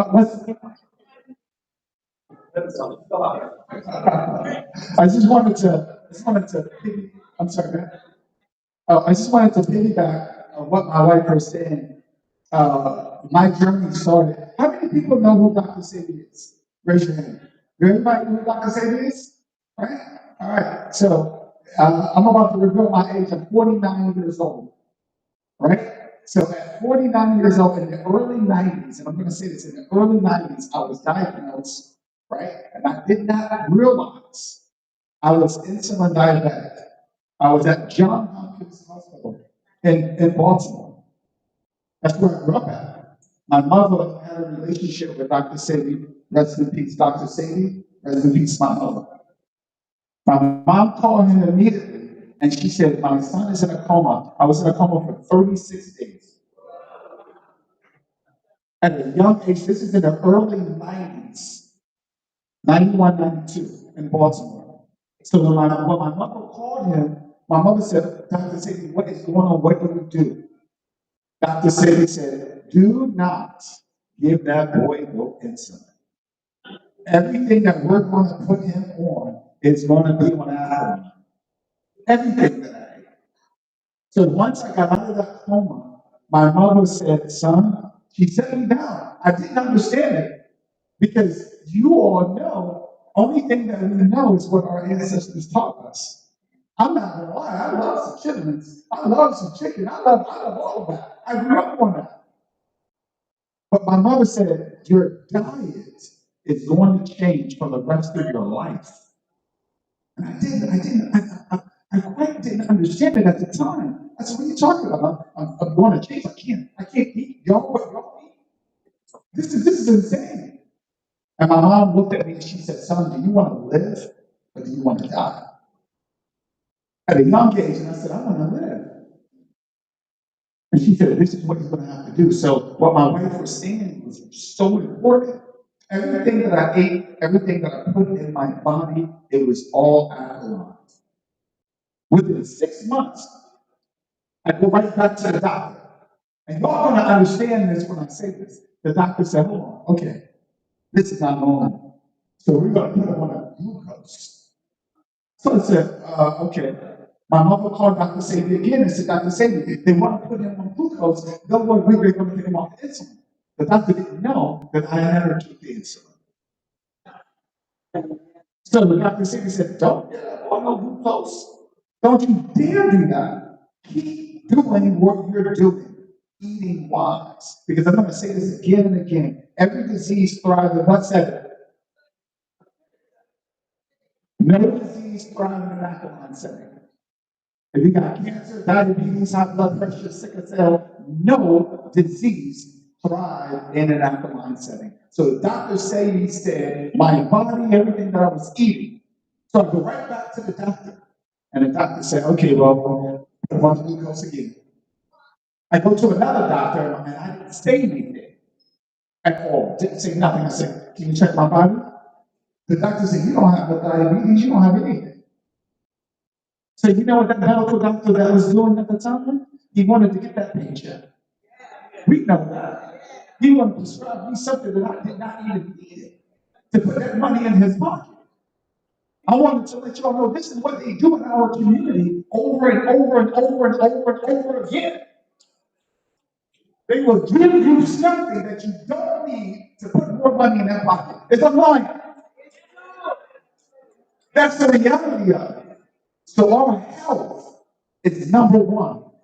Don't get it wrong. I love my mother, rest in peace. I love my grandmother, rest in peace. I don't blame them, but everything that they have given us to eat, they did not know. They only got from their slave master that fed them foods like that.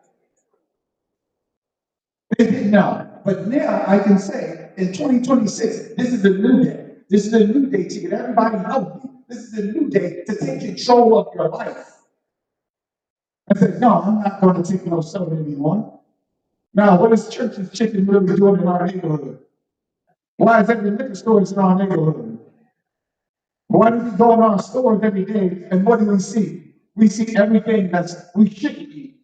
Are they designed to kill us or designed to keep us healthy? I'm looking at a generation right now, and I'm looking at everybody at this generation. And we have lived to be a long, long time. We should be over 100 years old. But today, I think everybody in this room is, we all want to make a difference. Is that right? Oh, I love that. I love that. I love that. I want to say thank you. Thank you so much. I really appreciate it 100%. Hey, Maggie, there we go. Thank you so much, Mustafa. And thank you everyone too for your participation and your questions. I think this is going to go a long way and hope that you guys are able to really take something from this, because the whole reason that we did this was to be able to bring these type of education and resources to the community so that way you guys can have this information and really be able to, affect your own lives, your families, and be able to bring that information and spread it. And then also, I do have another question, because we talked about all of these things, but we talk about them almost like they're separate, like mental health, medical, holistic. We want to integrate all of these things together. But, and I asked the whole panel this question, what happens when we treat people in pieces instead of treating the whole person? I think, hello? I don't know. It's fine. I was just gonna say, I think I was really answering a lot today. I think everybody understands that, right? It's like your whole body is a whole connected being. Your emotions are not separate from your body, right? And it's not like, oh, the foot is separate from the head. Everything is connected. So just treat it as one. The same way that we are all connected as well, too. Yeah, I agree. I think we definitely have answered that question today multiple times. I think the community, it's working towards an integrated system. It's definitely starting to realize that body has to be treated as a whole, where doctors start to realize that they have to ask questions that are related to mental health. But we do have a long way to go. We do have a long way to go for all of the medical professionals and mental health professionals and everybody to come to the same room and understand that we have to treat the person as a whole. And what's coming to me to add in addition to that is, don't forget the spirit. Don't forget the spirit, because that's where we come from. The physical bodies, this is our avatar plane, this physical plane. We gotta take care of that 100%.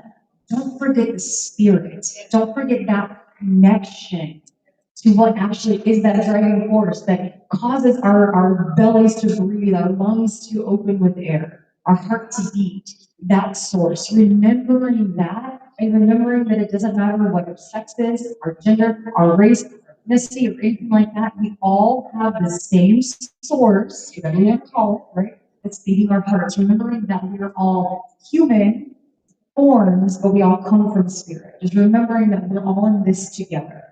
It's all about the journey.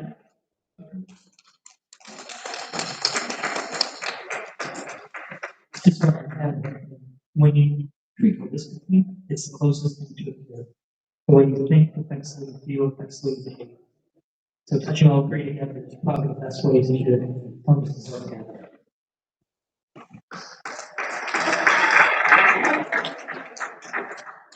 So what are ways that they can take away from this and be able to go to, their primary care physician, to go to their specialist, to go to their therapist? How, because whenever, my background is kind of social work case management, and I know that unless you know that you need to tell all of these providers that you need a PHI, so that way my therapist knows what medication I'm on, my psychiatrist knows that I'm on, and those are hard waters to tread because if you don't know how the system and how all of these providers are going to know what's going on in your life, what are some ways that they can self-advocate or things that they should know to make sure that all of their providers are working together? Because again, it is everyone working together for their whole person, their whole bodies, and what are some things we can do? Most hospitals have a care manager that can navigate mental health, physical health, and social. They'll be able to align everything, streamline everything, and just makes it a lot simpler. Trying to navigate the hospital community accept very difficult. I don't know, one cardiologist that can go in and see tomorrow. The care manager might be able to have the resources to go through it, and they simplify it. And they'll hold you accountable to make sure you go to your appointments. Something that they don't do all the time. Not my area of expertise. I think that you have to first and foremost listen to your body. Everybody's different. And understanding that not every person reacts the same way to things and situations in life. So understanding and listening to your body and talking to your healthcare professional what's going on. They'll be able to also at the same time suggest ways that you could go about. Either you need to come to a psychologist or you need a psychiatrist. Most hospitals now do have that integrated system where all the doctors could see what the individual is right now receiving some of services. So that's a good thing. But care management definitely is, I would say, would be the key to help them navigate all the different resources. So what happens when we're talking to our provider and we can literally feel them looking at us and thinking things like maybe like, you don't know what you're talking about, I'm the professional, who do you think you are? Has anyone experienced something like that when you feel like maybe somebody who's in charge of your healthcare doesn't really see you, they're not really listening to you, they're already in their head calculating the right thing for you, but they're not hearing you? Yet to change doctors, first and foremost, right? Change doctors. So what I would say to that is the reason why we don't advocate for ourselves is because we are so flippantly concerned with what other people are thinking about us. That people pleaser. And that comes from what Pharmacist was talking about earlier, that programmed voice in our head that's from our parents. Shut up and be quiet. You don't know what you're talking about. I know better than you. I'm the grown up. You are your own grown-up now. And nobody is giving you permission right here, right now on this day. You have permission to be your own advocate, your own grown-up for your little inner person. Okay? Yes. And what you feel is right for you and your body is the right thing. And that will lead you on a track down to the next thing. Higher power will lead you. It will lead you to that new doctor. It will lead you to what is best for you. Advocate for yourself, or advocate for your girlfriend, your boyfriend that you're both with and supporting them. Advocate, ask those hard questions. Let the people pleaser identity stay back in 2025 and let yourself use your voice and advocate. And I stand up because I really want to urge that. It's something I've been working on with myself. Let go of the people pleaser identity. Let them judge you.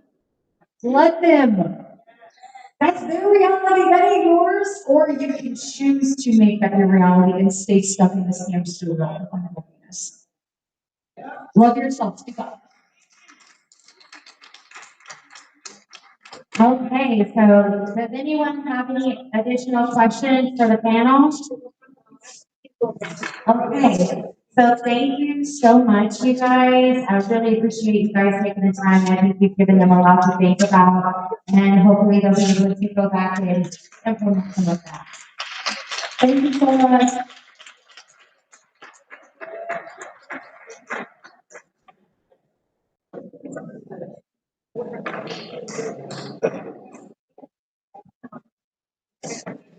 We're testing microphones. Okay, cool. Yeah, we got it. We got it. All right, party people. So I just stood up. So how about all of us take a stand, and whatever that looks like for you, take a stand. Maybe that looks like holding onto a back of a chair. We just want to get that blood, that circulation moving. So let's take a stand. Let's take a stand. Remember when we talked about the quality of your life depends on the quality of your spine. Okay, so standing up right now is automatically getting your blood flowing and moving. So and she's already got it. She's already moving. Move your body, move your arms. That's all I want you to do right now. Move the body. Move the body. Remember, we already discussed, we're not judging anybody. If getting up out of the chair is an option for you right now, like come see me later for some pain management. I got you. I have something else to hold you within minutes. So we're moving the bodies right now. We're getting the blood flowing. Here's the stuff. Is the pharmacist there out in the front? If anybody wants a conversation, you're more than welcome to have a conversation. Perfect. And again, that's the pharmacist bin is out in the lobby. If you want to have a one-to-one consultation, if you have a personal question that you wanted to ask him, you weren't able to do that here in this big space. So as you're moving your body, I really want you to feel your belly relax. So if you're moving, if you're transitioning out into the lobby, keep your belly relaxed. That's part of that fight or flight response that pharmacist bin is talking about. Relax the belly, relax the jaw. So I hear you say the word relax. Exactly. Tell your neighbor, relax the belly, relax the jaw. So as you're moving, notice in your body. Here's where what we were talking about today, connecting with your body. Get it, girl. Get the hula loose. Get the hula loose. Yes, move that spine. Notice in your body if it feels tense anywhere. And if you feel tension in your body anywhere, send it some love. Remember what we've been talking about today, the mind is powerful. The mind is powerful. So if you feel that low back talking to you, you feel the shoulders, the neck, maybe a headache, maybe you're a little sleepy, talk to it, acknowledge it, feel it. Feel it. Let it move through your body, yes, please. Let it move through your body. Judgment-free zone. Judgment-free zone. And if anyone does have any pain in the body, physical pain, I'd love to be a resource for you. That's my jam. That's a gift that God has given me in order to put hands on you or give you resources. So if you do have any physical pain, let me know. Again, my name is Larissa, Journey to Bliss. I do not have cards with me. However, I'd be happy to give you my phone number and we can do a quick exchange that way.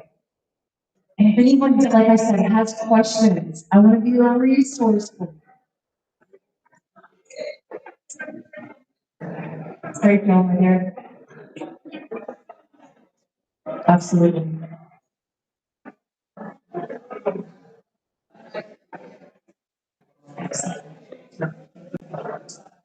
Please. Guys, we just want to take a moment to thank the panel and the Health Summit that came along this morning to give us such good advice. And let's not take this for granted. We have enough information to go home and make life different. Okay? So give them a big round of applause, please.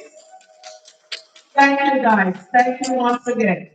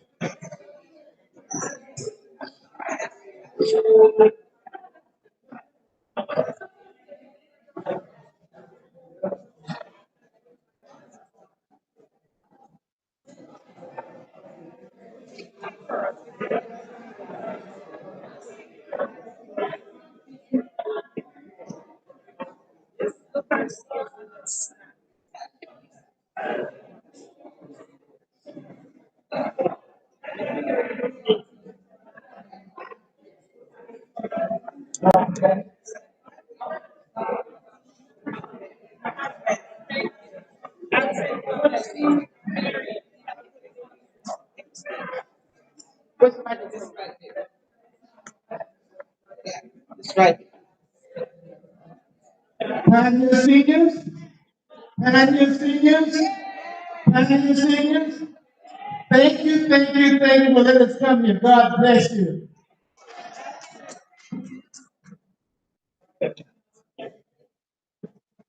Good job.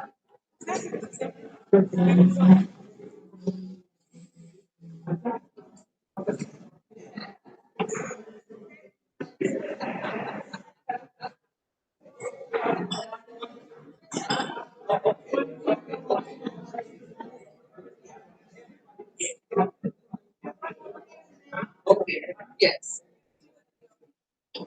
Okay, okay. Yes,